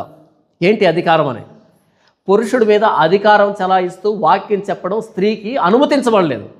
కానీ ఈరోజు క్రైస్తవ నిండా స్త్రీలు వచ్చారు, పాస్టర్లు వచ్చారు. ఏం పని అక్కడ? ఎందుకు వచ్చారు అక్కడికి? అసిస్టెంట్గా పరిచర్య చేయడానికి, బ్యాక్గ్రౌండ్ వర్క్ చేయడానికి ఓకే. కానీ దేవుడు నీకు ఇచ్చినటువంటి బాధ్యతని, పురుషుడికి ఇచ్చిన బాధ్యత వేరని గుర్తించకుండా కెమెరా ముందుకు వచ్చి ఏంటి నీ తమాషాలు? కెమెరా ముందుకు వచ్చి వీళ్ళు చేసే నాటకాలు, వీళ్ళు చేసే డ్రామాలు, వీళ్ళు వేసేటువంటి వేషాలు అన్నీ కాదు. సరే, ఒకవేళ నీకు అంత తలాంత ఉంటే, నువ్వు చెప్పాలనుకుంటే అదే అవకాశాన్ని ఇంకొక స్త్రీకి ఎందుకు ఇవ్వట్లేదు? ఎంతసేపు నువ్వెందుకు చెప్తున్నావు? అది నా ప్రశ్న. అలా కాదండి, స్త్రీ వాక్యం చెప్పకూడదా? ఓకే అనుకుందాం కాసేపు. మరి సంఘంలో మిగిలినటువంటి స్త్రీలు కూడా ఎందుకు రావట్లేదు వాక్యం చెప్పడానికి? నీ ఒక్కదానికి ఇచ్చాడు, ఆ తర్వాత మిగతా వాళ్ళకి ఇవ్వలేదా? ఎంతసేపు నువ్వే కనపడతావా? పాస్టర్ గారు భార్య, పాస్టర్ గారు పిల్లలు, పాస్టర్ గారు అమ్మగారు, అక్కగారు, వీళ్ళు ఎందుకు వస్తున్నారు? ఇది భ్రష్టత్వం, ఇది శాపం, ఇది శిక్ష, ఇది తీర్పు. పురుషుడు నాయకత్వం చేయాల్సిన చోట పిల్లలు, స్త్రీలు నాయకత్వం చేస్తున్నారంటే సంఘం చేసిన పాపం ఇదే. అందుకే అంటున్నాడు, నా ప్రజల విషయమై నేనేమందును, బాలురు వారిని బాధ పెట్టుచున్నారు, స్త్రీలు వారిని ఏలుచున్నారు. నా ప్రజలారా, మీ నాయకులు త్రోవను తప్పించువారు. ఎవరు మీ నాయకులు? బాలురు, స్త్రీలు త్రోవను తప్పిస్తున్నారు. తప్పు కాదా ఇది? ఎంత బాధ అనిపిస్తుందంటే క్రైస్తవ్యాన్ని చూసినప్పుడు ఎలా చెప్పాలో తెలియదు, ఎవరు వింటారో తెలియదు, ఎవరికి వాళ్ళు ఫ్యాన్స్ అయిపోయారు. వాక్యం ఏం చెప్తుంది? వాక్యం ఏం చెప్తుంది? అధ్యక్షుడిగా ఉండాల్సింది అనుభవం లేని బాలుడు కాదు. అలా ఉంటే గనక విచ్ఛిన్నమైపోతుంది రెహబాము చేసినటువంటి పరిపాలన, అనుభవం లేని పరిపాలన. స్త్రీలు కనుక అధికారంలో ఉంటే యెజబెల్ చేసిందే దౌర్జన్యం, అతల్య చేసిందే దారుణం, అదే జరుగుతుంది. ఈ మధ్య కొంతమంది వచ్చారు, ఈ జాన్ పాల్ అనే వ్యక్తి ఆడవాళ్ళని చూడకుండా తిడతాడండి. మనం అంటే ఆడవాళ్ళని చూడకుండా తిడుతున్నామంట, లేడీస్ అని చూడకుండా తిడుతున్నామంట. ఎవరిని తిట్టాం మనం అసలు? ఎవరిని తిట్టాం మనం అసలు? ఎందుకు తిడతాం? అసలు ఒక స్త్రీని ఇలా అనొచ్చా? స్త్రీ వాషింగ్ మెషిన్ దగ్గర అంటూ ఉంటే, బట్టలు ఉతుకుతుంటే అండ్లా నేను, స్త్రీ ఇంట్లో వాళ్ళు పని చేసుకుంటుంటే అండ్లా నేను, స్త్రీ వాళ్ళ పని వాళ్ళు చేసుకుంటుంటే, వాళ్ళ కాపురాలు చేసుకుంటే అండ్లా మనం. వేదిక మీదకి ఎందుకు వచ్చామని అడుగుతున్నాం. వాళ్ళ ఇంట్లో వాళ్ళు పని చేసుకుంటున్నారు అనుకో, మనం వాళ్ళ పనిలోకి వేలు పెట్టామనుకో, అప్పుడు నా తప్పు అవుతుంది. వేదిక మీదకి ఎందుకు వచ్చావు? వేదిక మీద రావద్దు నువ్వు. స్త్రీ నాయకత్వం అన్నది శాపం అని యెషయా గ్రంథంలో రాయబడింది. ఇప్పుడు మీకు తిమోతి పత్రిక, తిమోతి మొదటి పత్రిక 3వ అధ్యాయం 1వ వచనం నుంచి నేను చదివి వినిపిస్తాను. తిమోతి మొదటి పత్రిక 3వ అధ్యాయం 1వ వచనం నుంచి, ఎవడైనను అధ్యక్ష పదవిని ఆశించిన ఎడల అట్టి వాడు దొడ్డ పనిని అపేక్షించుచున్నాడను మాట నమ్మదగినది. ఇది ఎవరికి చెప్తున్నారు? పురుషులకు చెప్తున్నాడా, స్త్రీలకు చెప్తున్నాడా? ఆలోచించి చెప్పండి. ఎవడైనను అంటే పురుషుడా, స్త్రీనా? పురుషుడేనా? నేనేం తప్పు చెప్పట్లేదు కదా. అధ్యక్ష పదవి, అధ్యక్షుడు, అధ్యక్షురాలు. ఓకే, అధ్యక్ష పదవి అంటే పురుషుడా, స్త్రీనా? చెప్పండి. పురుషుడే కదా. ఆశించిన ఎడల అట్టివాడు, అట్టివాడు అంటే పురుషుడా, స్త్రీనా? పురుషుడే కదా. దొడ్డ పనిని అపేక్షించుచున్నాడను మాట నమ్మదగినది అని అన్నాడు. అంటే అధ్యక్ష పదవి అన్నది పురుషులకేనా, స్త్రీలకా? పురుషులకేనా? నేను మాట్లాడుతుంది బయట గురించి కాదు, సంఘాన్ని గురించి మాట్లాడుతున్నాను. అంటే అధ్యక్షుడు పురుషుడే ఉంటాడు, స్త్రీ ఉండదు కదా.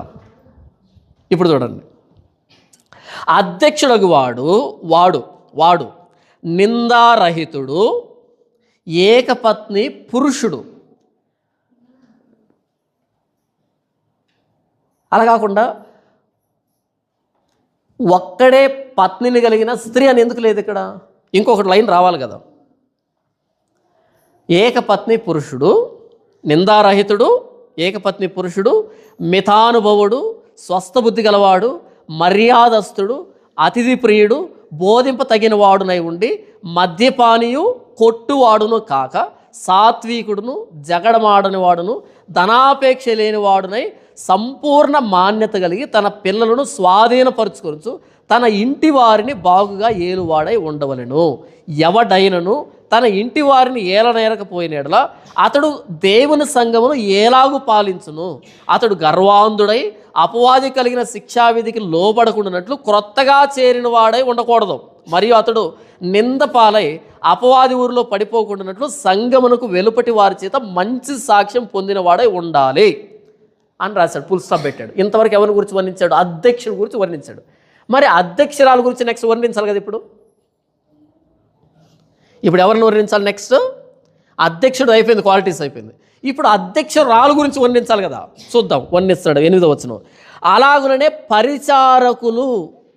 అదేంటి పరిచారకులు అన్నాడు? అధ్యక్షుడి గురించి మాట్లాడలేదు, అధ్యక్షురాలు గురించి మాట్లాడు. పరిచారకులు మాన్యులై ఉండి దివ్వనస్కులను మిగులు మద్యపానాసక్తులను దుర్లాభము అపేక్షించే వారినై ఉండగా విశ్వాసమర్మమును పవిత్రమైన మనస్సాక్షితో గైకొని వారే ఉండవలను. మరియు వారు మొదట పరీక్షింపబడవలను, తరువాత వారు అనిందులైతే పరిచారకులుగా ఉండవచ్చును. అటువలే పరిచర్య చేయు స్త్రీలు. 11వ వచనం. నేనేం చెప్తున్నాను అర్థమవుతుందా? పరిచర్య చేసే వాళ్ళలో ఫస్ట్ 8వ వచనం ఎవరు వచ్చారు? 8 నుంచి 10 వరకు ఎవరు వచ్చారు? పురుషులు పరిచర్య చేసే వాళ్ళు. 11వ వచనంలో పరిచర్య చేయు స్త్రీలు. అంటే పరిచర్యలో పురుషులు ఉన్నారు, స్త్రీలు ఉన్నారు. అసిస్టెంట్స్లో అంటే వాళ్ళకి పరిచర్య చేసే వాళ్ళకి, అధ్యక్షులకి అందుబాటులో ఉండే వాళ్ళు ఎవరు ఉన్నారు? పురుషులు ఉన్నారు, స్త్రీలు ఉన్నారు. మరి అధ్యక్షులు కూడా 2 రావాలి కదా, అధ్యక్షురాలు ఉండాలి కదా. పరిచారకుల్లో పురుషులు చెప్పి పరిచారకుల్లో స్త్రీలు చెప్పినప్పుడు మరి అధ్యక్షుల్లో పురుషుడు చెప్పి అధ్యక్షురాలు నెక్స్ట్ లైన్ ఉండాలి కదా. లేదు అంటే దాని అర్థం ఏంటి? అధ్యక్షుడు మాత్రమే ఉంటాడు సంఘంలో, అధ్యక్షురాలు ఉండదు. నేను చెప్పిన మాట ఇది నేను చెప్పిన మాట. తిమోతి రాసిన మొదటి పత్రిక 2వ అధ్యాయం. ఇంతవరకు ఏంటి మనం 3వ అధ్యాయం మొదటి వచనం చూసాం. ఇప్పుడు దాని పైన చూద్దాం. 2వ అధ్యాయము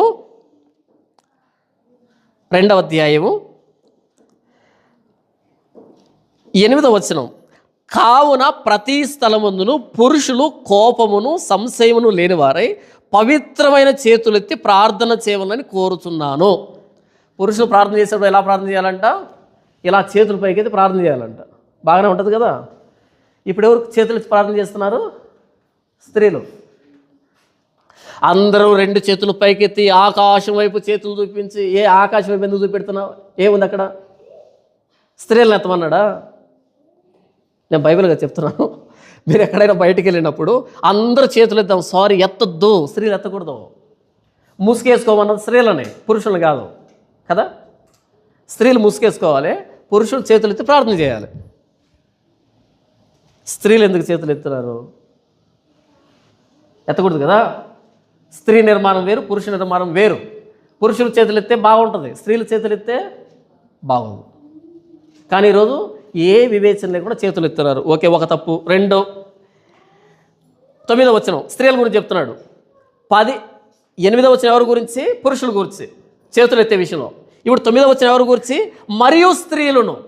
ఇప్పుడు స్త్రీల గురించి మాట. మరియు స్త్రీలను అనుకువయు స్వస్థ బుద్ధియు గలవారై ఉండి తగుమాత్రపు వస్త్రముల చేతనే కానీ జడలతోనైనను బంగారంతోనైనా ముత్యములతోనైనా మిగుల వెలగల వస్త్రములతోనైనా అలంకరించుకొనక. ఇది అలంకరణ గురించి, స్త్రీల గురించి. 8వ వచనం పురుషుడు, 9వ వచనం స్త్రీ. ఇప్పుడు ఎవరైతే మైకుల ముందుకు వచ్చి కెమెరా ముందుకు వచ్చి వాక్యం చెప్తున్నారో స్త్రీలు, వాళ్ళ బట్టలు చూడండి ఒకసారి. తగుమాత్రపు బట్టలు ఉన్నాయో లేకపోతే ఫారెన్ నుంచి ఇంపోర్ట్ చేసుకున్న బట్టలు ఉన్నాయో చూడండి. మ్యాచింగ్ ఇక్కడ నుంచి కాలు దాకా మొత్తం మ్యాచింగే. ఈరోజు వాక్యం చెప్తారనగా ముందు రోజు బ్యూటీ పార్లర్కి వెళ్ళి స్ట్రైట్నింగు, కర్లింగు, ఐబ్రోసు, అది ఇది మొత్తం తీసుకొని వస్తారు. ఎందుకు? వాక్యం చెప్పాలంటే బైబిల్ ప్రిపేర్ కావాలి కానీ బ్యూటీ పార్లర్కి ఎందుకు? పాయింట్ అర్థమవుతుందా? వాక్యం చెప్పాలంటే బైబిల్ ప్రిపేర్ కావాలి కానీ బైబిల్ సంబంధించిన పుస్తకాలు చూడాలి కానీ బ్యూటీ పార్లర్కి ఎందుకు అక్క?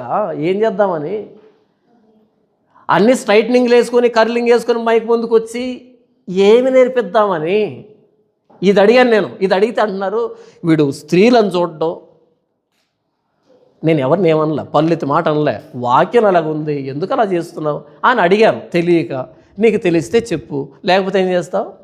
నీ పని ఏదో ఉంటే చూసుకో, అంతేగాని స్త్రీలను అంటున్నాడు.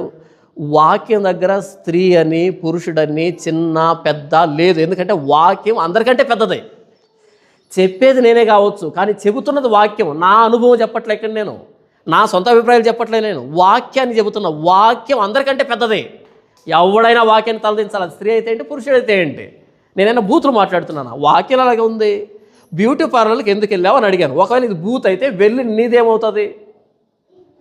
బ్యూటీ పార్లర్కి వెళ్ళి నువ్వు స్ట్రైట్నింగ్ చేయించుకొని, కర్లింగ్ చేయించుకొని, లిప్స్టిక్లు వేసుకొని, ఏంటేంటో పెట్టుకొని వాక్యం ఎందుకు చెప్తున్నావు అని అడగడం తప్పైతే మరి చేయించుకున్న నీదేమవుతుంది?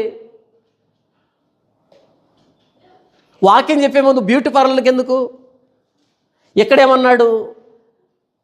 స్త్రీలు అనుకువయు స్వస్థ బుద్ధి గలవారై ఉండి తగుమాత్రపు వస్త్రముల చేతనే గాని జడలతోనైనను, బంగారములతోనైను, ముత్యములతోనైను, మిగుల వెలగల వస్త్రములతోనైనా అలంకరించుకొనక, మిగుల వెలగల వస్త్రములతో అలంకరించుకొనక. పాస్టమ్మలకి మ్యాచింగ్ ఎందుకు? పాస్టమ్మలకి మ్యాచింగ్లు ఎందుకు? అది ప్రశ్న. అదే కదా అలంకరణ అంటే, మొత్తం మ్యాచింగే. ఇంకో విషయం చెప్పమంటారా? బైబుల్ కూడా మ్యాచింగే. మీరు ఎప్పుడైనా బైబిల్ బుక్ స్టోర్కి వెళ్ళండి, అక్కడ పురుషులకి 2 రకాల బైబిల్ అవైలబిలిటీలో ఉంటాయి. ఒకటి బ్లాక్, ఇంకొకటి బ్రౌను. ఇదిగో ఇది బ్రౌన్, ఈ కలర్ ఒకటి, బ్లాక్ కలర్, 2 ఉంటాయి పురుషులకి. ఒక్కసారి స్త్రీలకు సంబంధించిన బైబిల్ చూడండి, బ్లూ ఉంటుంది, గ్రీన్ ఉంటుంది, బ్లాక్ ఉంటుంది, పింక్ ఉంటుంది, వైట్ ఉంటుంది, చాలా కలర్స్ ఉంటాయి. ఎందుకని కలర్స్ అంటే మ్యాచింగ్కి, చదవడానికి కాదు. ఇప్పుడు బ్లూ డ్రెస్ వేసుకుందనుకో, తెల్ల బైబిల్ పట్టుకుందనుకో, మ్యాచ్ అయిందా? అబ్బాయి మ్యాచ్ కాలే, అప్పుడు బ్లూ బైబిల్ పట్టుకుంటుంది. పింక్ డ్రెస్ వేసుకుందనుకో, ఏ బైబిల్ పట్టుకుంటుంది? పింక్ బైబిల్ పట్టుకుంటుంది. బ్లాక్ డ్రెస్ అయితే బ్లాక్ బైబిల్ పట్టుకుంటుంది. బ్లాక్ ఉంగరం పెట్టుకుంటుంది, బ్లాక్ చైన్ వేసుకుంటుంది, బ్లాక్ కమ్మలు వేసుకుంటుంది, బ్లాక్ స్కార్ఫ్ వేసుకుంటుంది, అంత బ్లాకే. గమనించండి ఏం చెప్తున్నా. ఎందుకని? యెషయా చెప్తున్నాడు, స్త్రీలు వారిని పరిపాలిస్తున్నారు అని యెషయా చెప్పాడు కదా. అదేంటో మీకు అర్థమయ్యేటట్టు చెప్తున్నా. మీరు ఆ భ్రష్టత్వం కింద ఉన్నారో లేకపోతే బయటకు వస్తారో ఆలోచించండి అని చెప్తున్నా. చూడండి ఇక్కడ 10వ వచనం, దైవభక్తి గలవారమని చెప్పుకొను స్త్రీలు, దైవభక్తి గలవారమని చెప్పుకొను స్త్రీలకు తగినట్టుగా సత్క్రియల చేత తమ్మును తాము అలంకరించుకోవాలను. స్త్రీలు మౌనముగా ఉండి సంపూర్ణ విధేయతతో నేర్చుకోవాలి. పురుషుడికి ఆ మాట చెప్పలే ఎక్కడ కూడా. పురుషుడు మౌనంగా ఉండి సంపూర్ణ విధేయతతో నేర్చుకోవాలని చెప్పలే. ఇక్కడ చాలామంది ఏమంటారంటే, కాదండి తిమోతి పత్రికలో కొన్ని గొడవలు ఉన్నాయి, స్త్రీలు కొంచెం పెద్దగా అంటే గర్వంగా ప్రవర్తిస్తున్నారు, అలా గర్వంగా ఉండే వాళ్ళని తగ్గించుకోమని చెప్తున్నాడు, అందుకు స్త్రీల గురించి మాట్లాడాడు. అవునా? నిజమా? అయితే తీతు పత్రికలో ఈ క్రేతు వాళ్ళంతా తిండిపోతులు, మద్యపానాసక్తులు, గొడవ పడే వాళ్ళు, మృగాలు లాంటి వాళ్ళని రాయబడింది కదా. అంటే అక్కడ పురుషులు మృగాల్లాగా ప్రవర్తిస్తున్నారు ఎక్కడ? తీతు పత్రికలో. మరి అక్కడేం చెప్పాలి? పురుషులు మౌనంగా ఉండి నేర్చుకోవాలి తప్ప మాట్లాడొద్దు అని చెప్పాలి. చెప్పాలా వద్దా? నేను చెప్పేది మీకు అర్థం కాకపోవచ్చు. భార్యలు వేదికెక్కిస్తున్నటువంటి దరిద్రులకు బాగా అర్థమవుతుంది ఇది. కూతురులు వేదికెక్కిస్తున్నటువంటి దరిద్రులకు అర్థమవుతుంది. మీకు అర్థం కాదు ఇది నేను చెప్పేది. తిమోతి పత్రికలో స్త్రీలు గర్వంగా ఉన్నారు కాబట్టి వాళ్ళు మౌనంగా ఉండమన్నాడు, అంతేగాని అందరు స్త్రీలు కాదు అంటారు. ఓకే, అయితే మరి తీతు పత్రికలో క్రేతు వాళ్ళు మృగాలు లాంటి వాళ్ళని రాయబడింది పురుషుల గురించి. మరి అక్కడేమని రాయబడాలి? ఏమని రాయబడాలి? పురుషులు మౌనంగా ఉండి నేర్చుకోవాలి, కానీ వాళ్ళు వాక్యం చెప్పకూడదని ఉండాలి కదా. ఇప్పుడు తీతు పత్రిక చూద్దాం. తీతు పత్రిక 1వ అధ్యాయం 5వ వచనం, నేను నీకు ఆజ్ఞాపించిన ప్రకారం నీవు లోపంగా ఉన్న వాటిని దిద్ది ప్రతి పట్టణంలోనూ పెద్దలను నియమించు నిమిత్తమే నేను క్రేతులో నిన్ను విడిచి వచ్చితని. పెద్దలు నియమించాలంట. ఎవరు ఆ పెద్దలు ఎంతో చూద్దాం. 6వ వచనం, ఎవడైనా నిందారహితుడును, అంటే పురుషుడా స్త్రీనా? పురుషుడు. ఏకపత్ని పురుషుడును, పురుషుడా స్త్రీనా? దుర్వ్యాపార విషయంలో నేరం మోపబడిన వారై అవిధేయులు కాక విశ్వాసులైన పిల్లలు గలవాడునై ఉన్న ఎడల అట్టి వారిని పెద్దగా నియమించవచ్చు. ఎందుకనగా అధ్యక్షుడు దేవుని గృహం అని మాట్లాడుతున్నాడు. అంటే పురుషుల గురించేనా? స్త్రీని మాట్లాడలేదా? నేనేం మాట్లాడుతున్నానంటే, ఈరోజు స్త్రీలు క్రైస్తవ్యాన్ని పరిపాలిస్తున్నారు. ఫారిన్లో కానీ ఇండియాలో కానీ ప్రతి చోట. వాళ్ళు వేదిక మీదకి వచ్చి వాళ్ళ కథలు, వాళ్ళ హొయలు, వాళ్ళ లయలు సంఘ భ్రష్టు పట్టింది. బోధించేటువంటి వరాన్ని దేవుడు పురుషుడికి ఇచ్చాడు, ఆ బాధ్యతని పురుషుడికి ఇచ్చాడు. అదేంటండి మరి దెబోరా ప్రవక్తి. దెబోరా ఎవరు? ప్రవక్తి, ప్రాఫెటెస్, ప్రవక్తి. హుల్దా ప్రవక్తి, మిరియాము ప్రవక్తి. మిరియాము ఎక్కడుంది? ఎప్పుడైనా వచ్చి ముందు ప్రసంగం చేసిందా మిరియాము? నో. మోషే చేశాడు లేదా అహరోన్ చేశాడు. మిరియాం ప్రసంగం చేయలే, పాట పాడింది. మిరియాం పాట పాడింది, స్త్రీలను నడిపించింది, పురుషుల్ని కాదు. మిరియాము తంబుర తీసుకొని పాట పాడుతూ వెళ్తూ ఉంటే వెనకాల ఎవరు వెళ్ళారు? బ్రదర్స్ కాదు, సిస్టర్స్ వెళ్ళారు. అంటే సిస్టర్స్ మీటింగ్ అనమాట అది. నేను ఏం చెప్పే ప్రయత్నం చేస్తున్నా అంటే, ఈరోజు క్రైస్తవ్యం శిక్షలో ఉంది, తీర్పులో ఉంది, భ్రష్టత్వంలో ఉంది, శాపంలో ఉంది. ఎందుకంటే బొడ్డు ఉన్నటువంటి పిల్లలంతా వచ్చి వాక్యం చెప్తున్నారు, స్త్రీలందరూ వచ్చి కెమెరా ముందు విన్యాసాలు చేస్తున్నారు. ఏం పని మీకు అని అడుగుతున్నా. లేఖన అధికారాన్ని బట్టి, యెషయా గ్రంథం 3వ అధ్యాయం 12వ వచనాన్ని బట్టి. నా సొంత జ్ఞానం కాదు ఇది. ఇప్పుడు చూడండి, తిమోతి మాట్లాడుతున్నాడు. తిమోతి రాసిన మొదటి పత్రిక 2వ అధ్యాయం. తిమోతికి రాసిన మొదటి పత్రిక 2వ అధ్యాయము 12వ వచనం. స్త్రీ మౌనముగా ఉండవలసినదే కానీ ఉపదేశించుటకైనను పురుషుని మీద అధికారం చేయుటకైనను ఆమెకు సెలవీయను. మొదట ఆదామును తర్వాత హవ్వయు నిర్మించబడిన కారా, మరియు ఆదాము మోసపరచబడలేదు కానీ స్త్రీ మోసపరచబడి అపరాధంలో పడిను. అయినను వారు స్వస్థ బుద్ధి కలిగి విశ్వాస, ప్రేమ, పరిశుద్ధతలందు నిలకడగా ఉండిన శిశు ప్రసూతి ద్వారా ఆమె రక్షించబడి, అంటే ప్రభువైన యేసుక్రీస్తు వారు వచ్చినప్పుడు రక్షించబడ్డారు అని చెప్తున్నాడు. చెప్పి వెంటనే ఎవడైనను అధ్యక్ష పదవిని ఆశించినడలా, పైనుంచి స్త్రీ గురించి పురుషుని గురించి, స్త్రీ గురించి పురుషుని గురించి మార్చి చెప్పి ఇక్కడికి వచ్చి ఎవడైనా అధ్యక్ష పదవి అంటాడేంటి? ఏం చెప్తున్నాడంటే అధ్యక్షత అన్నది పురుషుడిది, స్త్రీది కాదు. స్త్రీలు నడిపిస్తున్న సంఘాలు, స్త్రీలు కాపరితనం చేస్తున్నటువంటి విషయాలు, స్త్రీలు అధ్యక్షత వహించేటువంటి విషయాలు, వేదిక మీద ఏం పని మీకు అసలు? ఒకవేళ మరలా పురుషుని అధికారం కిందకే, అది కూడా అనుభవం కలిగినటువంటి, వాక్య అనుభవం కలిగినటువంటి ఆ వ్యక్తి కింద సంఘం వచ్చిన రోజు శాపంలోంచి బయటకు వచ్చామని అర్థం.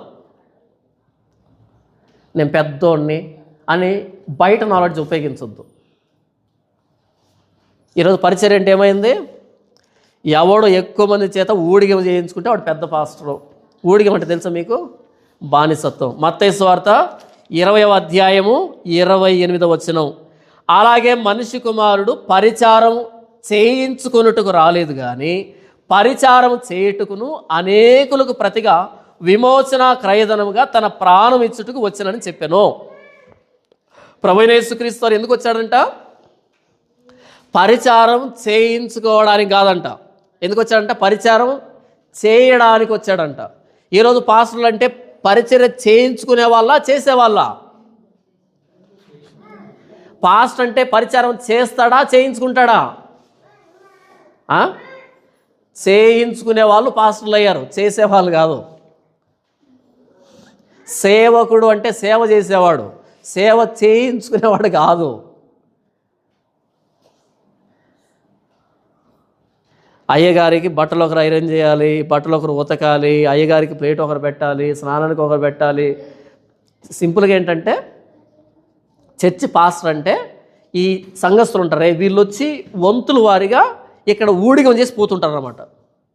అయ్యగారి పిల్లల్ని ఒకరు వదిలిపెట్టాలి, ఒకరు తీసుకొని రావాలి, ఇంట్లో పెరుగైపోతే ఒకరు తీసుకొని రావాలి, లేకపోతే కాఫీ ఒకటి తీసుకొని రావాలి, లేకపోతే బట్టలు మార్కెట్కి వెళ్ళి కూరగాయలు తీసుకురావాలి. దానికి ఏమైనా పేరు పెట్టారు తెలుసా? మనల్లో ఏమైనా పేరు పెట్టారు? పరిచర్య. ఎవరికి? పాస్టర్కి పరిచర్య. పరిచర్య ఓకే, కానీ దేవుడికి పరిచర్య అన్నదే. పాస్టర్కి పరిచర్య. సేవకుల ట్రైనింగ్, పాస్టర్స్ ట్రైనింగ్ పంపిస్తారు కదా. ఎక్కడికి వెళ్తారు అనుకున్నారు వీళ్ళు? బైబిల్ కాలేజీకనా? బైబిల్ కాలేజీకి వెళ్ళరు. సేవకుల ట్రైనింగ్ ఎక్కడికి వెళ్తారు? పాస్టర్ గారి ఇంటికి వెళ్తారు. పాస్టర్ గారి ఇంటికి వెళ్ళి ఏం చేస్తారు? ఒక 4 ఏళ్ళు ట్రైనింగ్ చేస్తారు. ఏం ట్రైనింగ్ చేస్తారు చెప్పండి? అమ్మగారు బియ్యము ఉద్దిపేడలు నానబెడితే అది గ్రైండర్కి తీసుకుని వెళ్ళి రుబ్బించుకొని వచ్చే పరిచర్య. ఎందుకంటే దోశ వేయాలి కదా ఇక్కడ.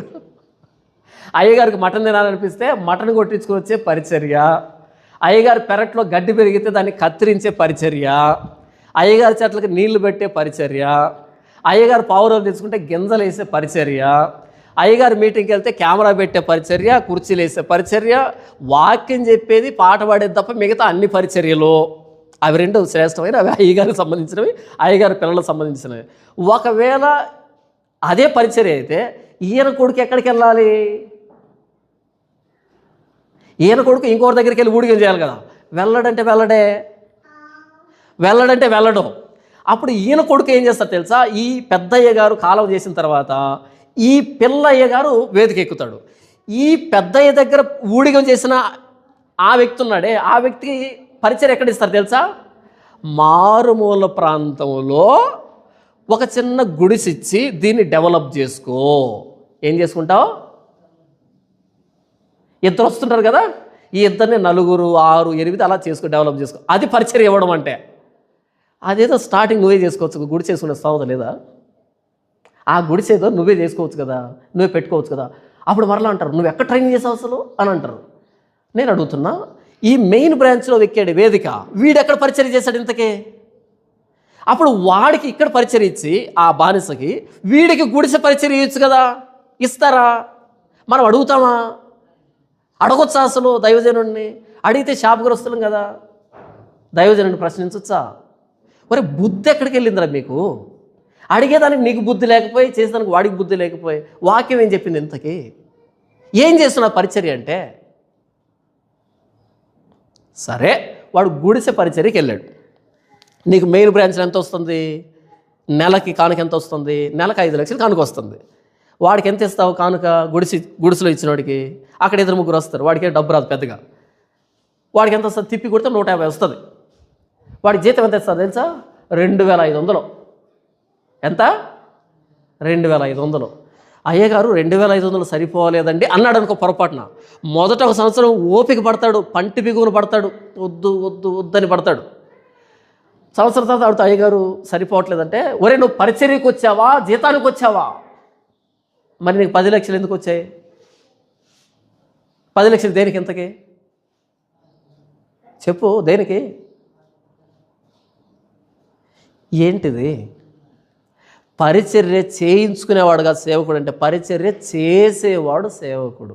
యేసు ప్రభు ఆయన వెళ్ళిపోయే ముందు గిన్నెలో నీళ్ళు తీసుకొని నడుముకు తువ్వాలు కట్టుకొని వరుసగా అందరిని నిలవబెట్టి మొదటి వ్యక్తి దగ్గరకు వచ్చి కాళ్ళు పట్టమని కాళ్ళు కడిగి తుడిచి మరలా తువ్వాలు కట్టుకొని మరలా గిన్నె తీసుకొని మరలా ఇలా వచ్చాడు. పేతురు దగ్గరకు వచ్చాడు. పేతురు కొంచెం ఎక్స్ట్రా కదా, ప్రభు నువ్వు నాకు గడుగుతావా? నో అన్నాడు ఆయన, కొంచెం ఎక్స్ట్రా చేద్దామని. అప్పుడు యేసు ప్రభు అన్నాడు, నేను కడకపోతే నీకు నాకు సంబంధమే లేదు. అదేంటి ప్రభువా అంటే, నేను బోధకుడిని గురువుని కాబట్టి నన్ను మీరు బోధకుడు గురువుని గౌరవిస్తున్నాను, ఓకే. అలాంటి నేను మీకు పాదాలు కడుగుతున్నా అంటే మీరు కూడా ప్రతి సంవత్సరం విశ్వాసుల పాదాలు కడగాలి అని చెప్పాడా? చెప్పండి. మీరు కూడా ప్రతి సంవత్సరం విశ్వాసుల పాదాలు కడగాలి, డ్రామా వేయాలి అని చెప్పాడా? నో. తగ్గింపు. అందరం సమానమే. నేను బోధకుడిని, మీరు తక్కువ కాదు. నేను పెద్దోడిని అయినా సరే మీ కాలు కడిగాను. మీరేం చేయాలి? మీరు అసలే పెద్దోళ్ళు కాదు. బయట వాళ్ళు పెద్దోడు అంటే చిన్న వాళ్ళ మీద అధికారం చెలాయిస్తారు. నా రాజ్యంలో అయితే అందరి కాళ్ళు కడిగేవాడు అందరికంటే పెద్దోడు. అవునా? మరి చర్చిలో విఐపి చైర్లు ఎందుకు వచ్చాయి? అందరూ సమానం అయితే ఇక్కడ విఐపి చైర్ ఎందుకు? అక్కడ విఐపి దివాని కాట్ ఎందుకు? సోఫా సెట్ ఎందుకు? కొంతమంది వేదిక మీద ఎందుకుంటారు, కొంతమంది కింద ఎందుకుంటారు? ఏం పని? వేదిక మీద ఉండాల్సింది ఒక్కడే కదా. 4 దివానీ సెట్లు వేస్తాడు, ఆ పైన సోఫా వేస్తాడు. ఎందుకు వీళ్ళు పైన సోఫా సెట్లు కూర్చోబెట్టారు? ఏమన్నా వాక్యం చెప్తారా? ఆ వాక్యం చెప్పరండి బూటరాజులకి. మరి ఎందుకు కూర్చోబెట్టారు? ఆయన ఎమ్మెల్యే అండి, ఆయన ఎంపీ అండి. అయితే అక్కడ కదా కూర్చొని వాక్యం వినాలి. ఏమి నేర్చుకున్నారు, ఏమి నేర్పిస్తున్నారు? వేదిక మీద ఉండాల్సింది ఉపదేశకుడు, బోధకుడు. ఇంకెవరికి ఇక్కడ కూర్చి ఉండకూడదు.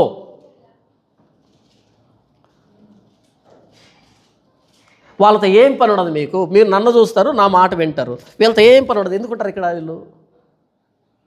వీళ్ళు గెస్ట్లు అనమాట. మరి కింద ఉన్న వాళ్ళు జోకర్లా? సరే అయితే గెస్టులు కూర్చోబెడతావు కదా, ముసలోళ్ళని తీసుకొచ్చి కూర్చోబెట్టు, పేదోళ్ళని, ముసలోళ్ళని, కుంటోళ్ళని, గుడ్డోళ్ళని ఇక్కడ కూర్చోబెట్టు. ఎందుకంటే ఒరే మీరు అంగవైకల్యంతో ఉన్నారు కదా, మీకు అక్కడ సరిగ్గా వినపడకపోవచ్చు, సరిగ్గా ఫెసిలిటీస్ ఉండకపోవచ్చు, ఇక్కడ ఉన్న వేదిక మీద శభాష్ మంచి చర్చ అది కూర్చోబెడతారా? నేనేం మాట్లాడుతున్నా అంటే పరిచర్య చేయించుకునే వాళ్ళు సేవకులు అనిపించుకున్నారు ఈరోజు. కాదు, పరిచర్య చేసేవాడిని సేవకుడు అంటారు. అధ్యక్షుడు వాడికి 16 క్వాలిటీస్ ఇవ్వబడ్డాయి. 16 క్వాలిటీస్ ఉంటే అధ్యక్షుడు. మీ నాన్న పాస్టర్ అయితే కాదు, మీది చర్చ్ అయితే కాదు పాస్టర్. 16 క్వాలిటీస్ ఉంటే వాడు పాస్టర్ అవుతాడు. ఉన్నాయా 16 క్వాలిటీసు? అందులో బోధింప తగిన వాడై ఉండాలి అని రాయబడింది. బోధించే సామర్థ్యం ఉందా? నేర్చుకున్నావా? బైబిల్ని రీసెర్చ్ చేసావా? తెలుసా బైబిల్ గురించి? బొట్టు తెలీదు. ధనాపేక్ష లేనివాడై ఉండాలి. ఉందా? ఆ 16 క్వాలిటీస్లో ధనాపేక్ష లేనివాడై ఉండాలి. వెయ్యి స్క్రీన్ మీద Google pay, PhonePe, QR code, account number. ఒక్క అకౌంట్ నెంబర్ కాదు, 4 అకౌంట్ నెంబర్లు. అదేంటి ధనాపేక్ష కదా? అది ధనాపేక్ష కాదు అది. ఇప్పుడు మీరు ఇంతవరకు వాక్యం విన్నారు, తర్వాత రొట్టె ద్రాక్షారసం ఉంటుంది, తర్వాత కానుక పడతాం మనం. చాలా చర్చిలు కానుక ఎప్పుడు పడుతుంది తెలుసా? కానుక ఎప్పుడు పడుతుంది తెలుసా మీకు? ఎప్పుడు రాగానే ఒక 20 పాటలు ఉంటాయి. ఎందుకంటే భజన కార్యక్రమం 20 పాటలు అయిపోగానే గెంతుడు ప్రోగ్రాం ఉంటుంది, దాన్ని ఆరాధన అంటారు, గెంతే ప్రోగ్రాం. అది అయిపోగానే ఉంటుంది కానుక. ఎందుకంటే ఏ మనిషి అయినా పాటలు అంటే ఇష్టము, ఏ మనిషికైనా గెంతడం అంటే ఇష్టం. ఈ 2 కార్యక్రమాలు అయిపోయిన తర్వాత వాక్యం అంటే పరమ బోరు. కాబట్టి ఏం చేస్తారు? అప్పుడు కానుక పడతారు. కానుక వేసిన తర్వాత ఉంటే ఉండు, పోతే పో, తర్వాత వాక్యం. అది ముందు కానుక ఎందుకు? చివరిలో కదా కానుక అనేది. వాక్యం ఎంతసేపు చెప్తారు? ఇప్పుడు 25 నిమిషాల వాక్యం. మామూలు అనుకుంటున్నారు ఏంది? ఎందుకంటే 20 పాటలు పాడేదానికి ఎంత టైం పడుతుంది అనుకుంటున్నారు? సమయాన్ని ఎలా తినేయాలి, సమయాన్ని మిగలకుండా ఎలా తినేయాలనే దాని మీద పిహెచ్డి చేసి పడేసి ఉంటారు. మళ్ళీ ప్రత్యేకమైన పాటలు, ఆరాధన పేరుతో 1 గంట ఊదర కొడతారు, డ్యాన్సులు వేపిస్తారు. చెక్క భజన కార్యక్రమం ఉంటుంది కదా, ఆ చర్చిలో చేస్తే దాన్ని ఆరాధన అంటారు. బయట చేస్తే చెక్క భజన, లోపల చెక్కలు కాకుండా చప్పట్లతో చేసేదాన్ని ఆరాధన అంటారు. ఆ తర్వాత కానుక, ఆ తర్వాత 25 నిమిషాలు వాక్యం. ఆ వాక్యం కూడా దేనికి? మీరు దేవునికి ఎలా ఇవ్వాలి, దేవునికి ఎంత ఇవ్వాలి, దేవుడు మిమ్మల్ని దీవించాలంటే ఏం చెయ్యాలి అనే దానికి ప్రసంగం. ఇప్పుడు నేను ఏం చెప్తున్నానంటే, ఏ విధమైన పరిచర్య ఇది, ఏ విధమైన చర్చ ఇది?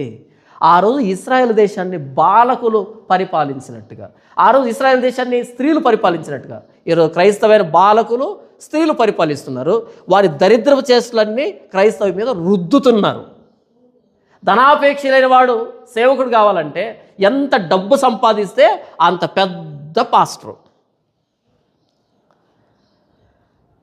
మన చర్చికి ఎవరైనా వాక్యం చెప్పడానికి వచ్చారనుకో, ఈ కెమెరా ముఖం చెప్తాను, అందరికీ చెప్తున్నాను, మన చర్చికి ఎవరైనా వాక్యం చెప్పడానికి వస్తారు కదా, ఒకవేళ వచ్చిన వ్యక్తి కారులో వచ్చాడనుకో, వాక్యం చెప్పడానికి కారులో వచ్చాడనుకో, ఎగ్జాక్ట్ నెంబర్ కాదు ఇది, మీకు అర్థం కావడం చెప్తున్నా. ఆ వ్యక్తికి నేను ఇచ్చే కానుక 500 ఇస్తాను చెప్పట్లే, మీకు అర్థం కావడం చెప్తాను. 500 ఇస్తాను.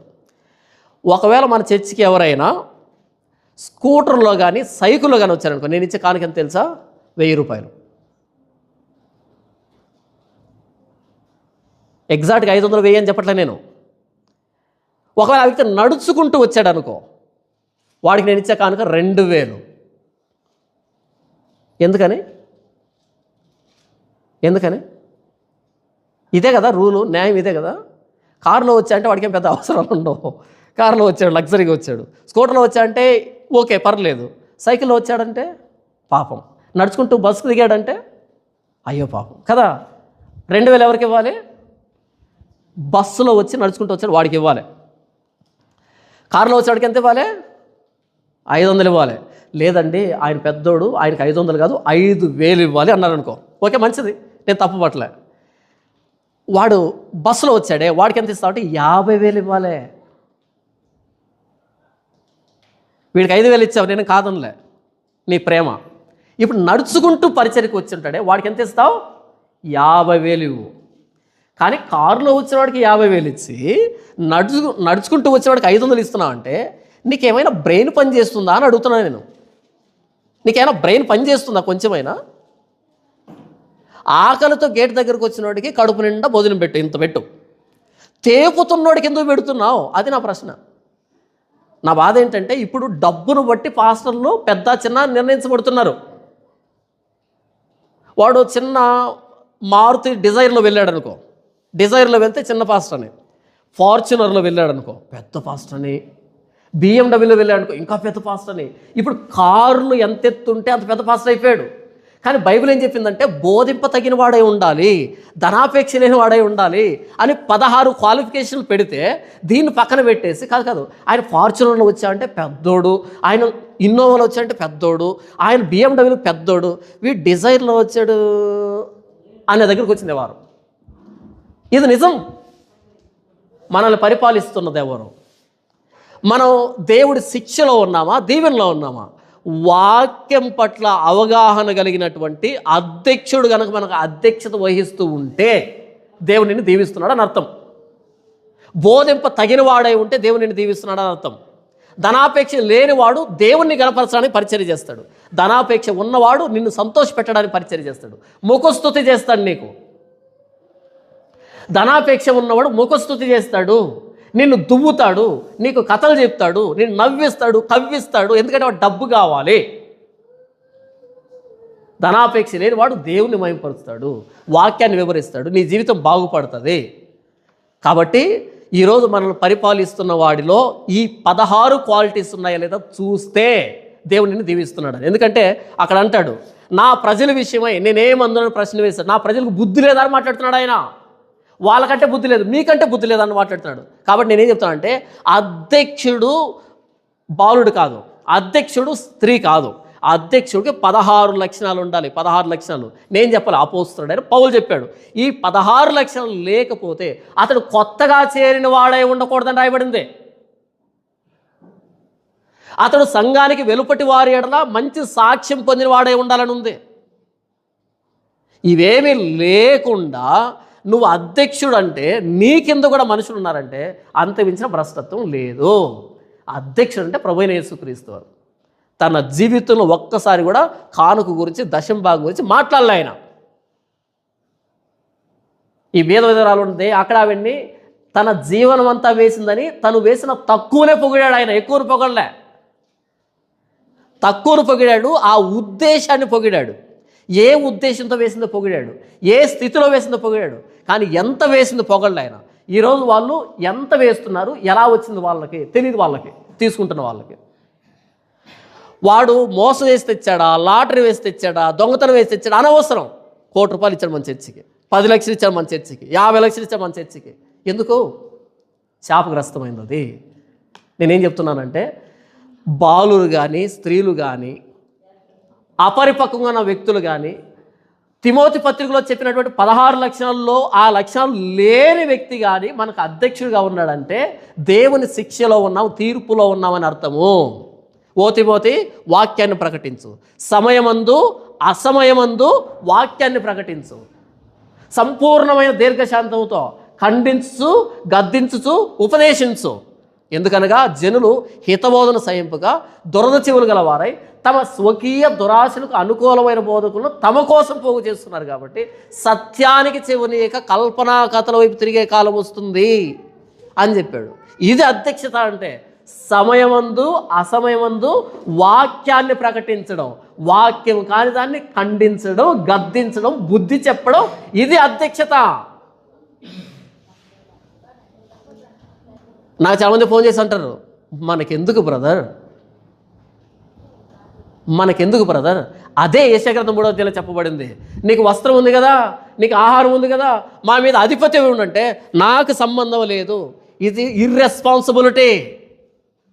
వీడికి ఎటు వస్త్రం లేదు, నీకు ఉంది కదా, కనీసం నువ్వైనా నిలవబడాలి కదా. నిలవబడితే ఇవ్వాల్సి వస్తుందేమో, నిలవబడితే ఎదుర్కోవాల్సి వస్తుందేమో. ఇది ఇర్రెస్పాన్సిబిలిటీ. ఈరోజు అదే జరుగుతున్నది.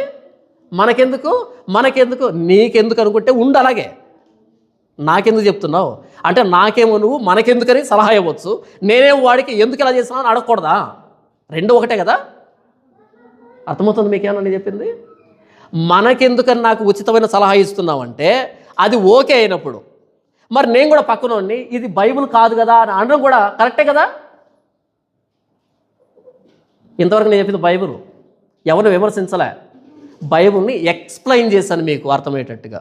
ఆ యెషయా గ్రంథం 3వ అధ్యాయం 2వ వచనం నుంచి 12వ వచనం వరకు ఉన్నదాన్ని ప్రస్తుతం కళ్ళెదురుగా జరుగుతున్న విషయాలతో పోల్చి ఎక్స్ప్లెయిన్ చేశాను. ఎవరిని విమర్శించలా, ఎవరిని నేను తప్పు పట్టలే, అంటే వీళ్ళు తప్పని పనిగొట్టుకొని నేను చెప్పలే. వాక్యం ఇది. బాలురు మనల్ని ఏలుతున్నారంటే, స్త్రీలు మనల్ని ఏలుతున్నారంటే ఇది లేఖనం కాదు. అనుభవ రాహిత్యం ఉన్న వాళ్ళు వాక్యం పట్ల అది వాక్యం చెప్పింది కాదు. ఎజ్రా గ్రంథం 7:10 వచనంలో ఎజ్రా దేవుని ధర్మశాస్త్రం విషయంలో ప్రావీణ్యుడు. ఆయన వచ్చాడు పాడుబడినటువంటి యెరూషలేముకి బోధించడానికి. అప్పుడు వచ్చిన సంస్కరణ. ఈరోజు ఎవరు వాక్యాన్ని బోధిస్తున్నారు? పిట్ట కథలు, కట్టుకథలు, కల్పన కథలు, గూగుల్ ఓపెన్ చేయడం, అందులో ఉన్న జోకులను లేదా కథలను తీసుకోవడం, చివరిలో ఒక వాక్యాన్ని తగిలించడం, దాన్ని వాక్య రూపంలో చెప్పడం. అది కాదే వాక్యం. ఇంతవరకు నేను చెప్పింది కూడా వాక్యమే. ఈ వాక్యం వింటే మంచిది, వినకపోతే కష్టం. సేవ అధ్యక్షుడు అంటే ఆయన ప్రభువైన యేసుక్రీస్తు. ఆయన ఎలా సేవ చేశాడు అది కావాలి మనకి. ఆయన ఎవరిని ₹1 అడగలే, ఎవరిని దశంభాగం అడగలే. నేను స్వస్థత చేస్తాను బోర్డు పెట్టలే, స్వస్థత చేస్తాను బోర్డు పెట్టలే, కొబ్బరి బాటలు అమ్మలే, ఖర్చీఫులు అమ్ముకోలే, ప్రార్థనా చాపలు అమ్ముకోలే. ఆయన సాక్ష్యాలు చెప్పించలే. మీకు తెలుసా, యేసు ప్రభు ఎక్కడ సాక్ష్యం చెప్పించలే ఎవరి దగ్గర. యేసు ప్రభు ఆకాశం అంటే పెద్ద పెద్ద గోపురాలు కట్టలే, 12 మంది తయారు చేశాడు, ప్రపంచాన్ని తలకిందులు చేశారు వాళ్ళు. ప్రభువైన యేసుక్రీస్తు సిలువ ఏంటో దాన్ని అర్థం కావడానికి బోధించాడు ఆయన. ఎక్కడ ఖాళీ దొరికితే అక్కడ బోధించాడు ఆయన, వాక్యాన్ని ప్రకటించాడు ఆయన, ధర్మశాస్త్రాన్ని బోధించాడు ఆయన. నేనేం మాట్లాడుతున్నా అంటే ఈరోజు అధ్యక్షులుగా మన మీద ఎవరున్నారు అది ప్రశ్న. నువ్వు ఎవరైనా కావచ్చు, ఏ ప్రసంగికుడు ప్రసంగమైనా వింటూ ఉండొచ్చు, ఏ చర్చికైనా వెళ్తూ ఉండొచ్చు. అయితే నేను చెప్పింది ఏంటంటే నీ అధ్యక్షుడు ఎవరో, ఎవరిని ఫాలో అవుతున్నావు, ఆ అధ్యక్షుడికి ఇంతవరకు నేను చెప్పిన క్వాలిటీస్ ఉన్నాయా, లేకపోతే బయటకు వచ్చాయి అంతే. సరైన అధ్యక్షుడు మీకు ఒక మాట చూపించి ముగించేస్తాను చూడండి. 14వ అధ్యాయం సామెతల గ్రంథం. ఎందుకు అధ్యక్షుడిని మనం సరిగ్గా ఏర్పాటు చేసుకోవాలంటే 14వ అధ్యాయం 11వ అధ్యాయం యెషయా గ్రంథము 14వ వచనం. నాయకులు లేని జనులు చెడిపోవుదురు, ఆలోచనకర్తలు అనేకులుంట రక్షణకరము. నాయకులు లేని జనులు చెడిపోవుదురు. నాయకుడు జ్ఞానం కలిగిన నాయకుడు వై యుద్ధం చేయనుంటుంది.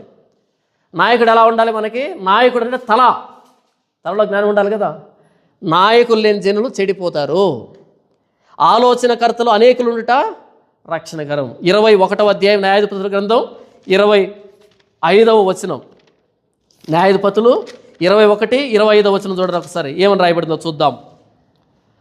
ఆ దినములలో ఇశ్రాయేలీలకు రాజు లేడు, ప్రతి వాడును తన ఇష్టానుసారంగా ప్రవర్తించుతూ వచ్చెను. ఆ రోజులు ఎవరు లేరంటే ఇశ్రాయేలుకి రాజు లేడు. రాజు లేకపోతే ఏమైంది? ప్రతివాడు తన ఇష్టానుసారముగా ప్రవర్తించుతూ వచ్చెను. అధ్యక్షుడు ఉండాలి. ఈరోజు మెగా చర్చెస్కి వెళ్తున్న వాళ్ళకి నాయకత్వం లేదు కాబట్టి ఎవడి ఇష్టం వాళ్ళది తెలియదు పాపం వాళ్ళకి. ఇంకొకసారి చెప్పనా, మెగా చర్చెస్ అంటే 1000 మందికి పైగా ఉన్నటువంటి చర్చ్, సభ్యులు 1000 మంది కంటే పైగా ఉన్నటువంటి వాటిని, లేదా 500 అబోవ్ 500 మంది కంటే ఎక్కువ ఉన్నటువంటి సభ్యులు ఉన్నటువంటి చర్చిని మెగా చర్చెస్ అని పిలుస్తాం. ఆ చర్చిలకు వెళ్తున్న వాళ్ళకి నాయకత్వం ఉండదు. ఎందుకంటే ఈ వ్యక్తి ఎవరో వాళ్ళకి తెలుసు కానీ వాళ్ళెవరో ఈ వ్యక్తికి తెలియదు. ఇంకొకసారి చెప్పనా, ఈ వ్యక్తి ఎవరో వాళ్ళకి తెలుసు కానీ వాళ్ళెవరో ఈ వ్యక్తికి తెలియదు. వాళ్ళు పట్టించుకోలేడు, వాళ్ళని దిశానిర్దేశం చేయలేడు. సరే సరిగ్గా వాక్యం అన్నా చెప్తున్నావా, అది కూడా లేదు, కథలు. కాబట్టి వచ్చినంతకాలం వస్తారు, వెళ్ళిన రోజులు వెళ్ళిపోతారు. ఎవడు వస్తున్నాడు ఎవడు పోతున్నాడో తెలియదు, ఎవడేం చేస్తున్నాడో తెలియదు. మీరు ఒక కలవరి టెంపుల్కో బెల్లంపల్లికి వెళ్ళారనుకోండి, మీ ఇష్టం, వెళ్ళాలంటే మీ ఇష్టం, వెళ్ళకూడదంటే మీ ఇష్టం. ఎందుకు రావట్లేదు, ఎందుకు పోవట్లేదు? వాళ్ళు ఎప్పుడు పట్టించుకుంటారు తెలుసా?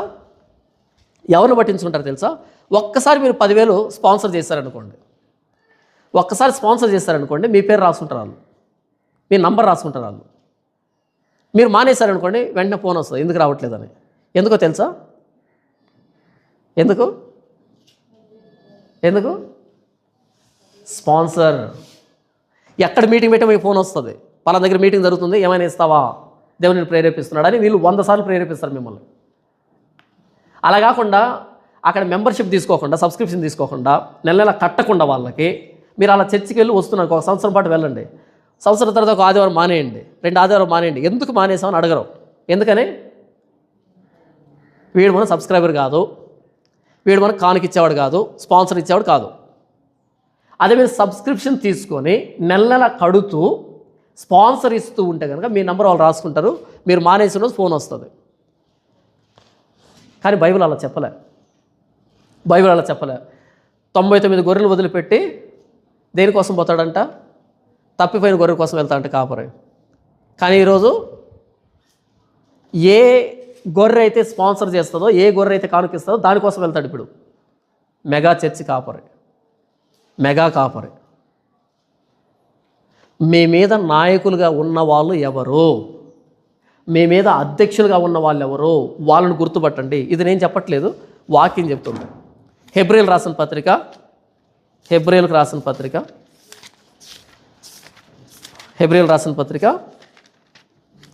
13వ అధ్యాయం.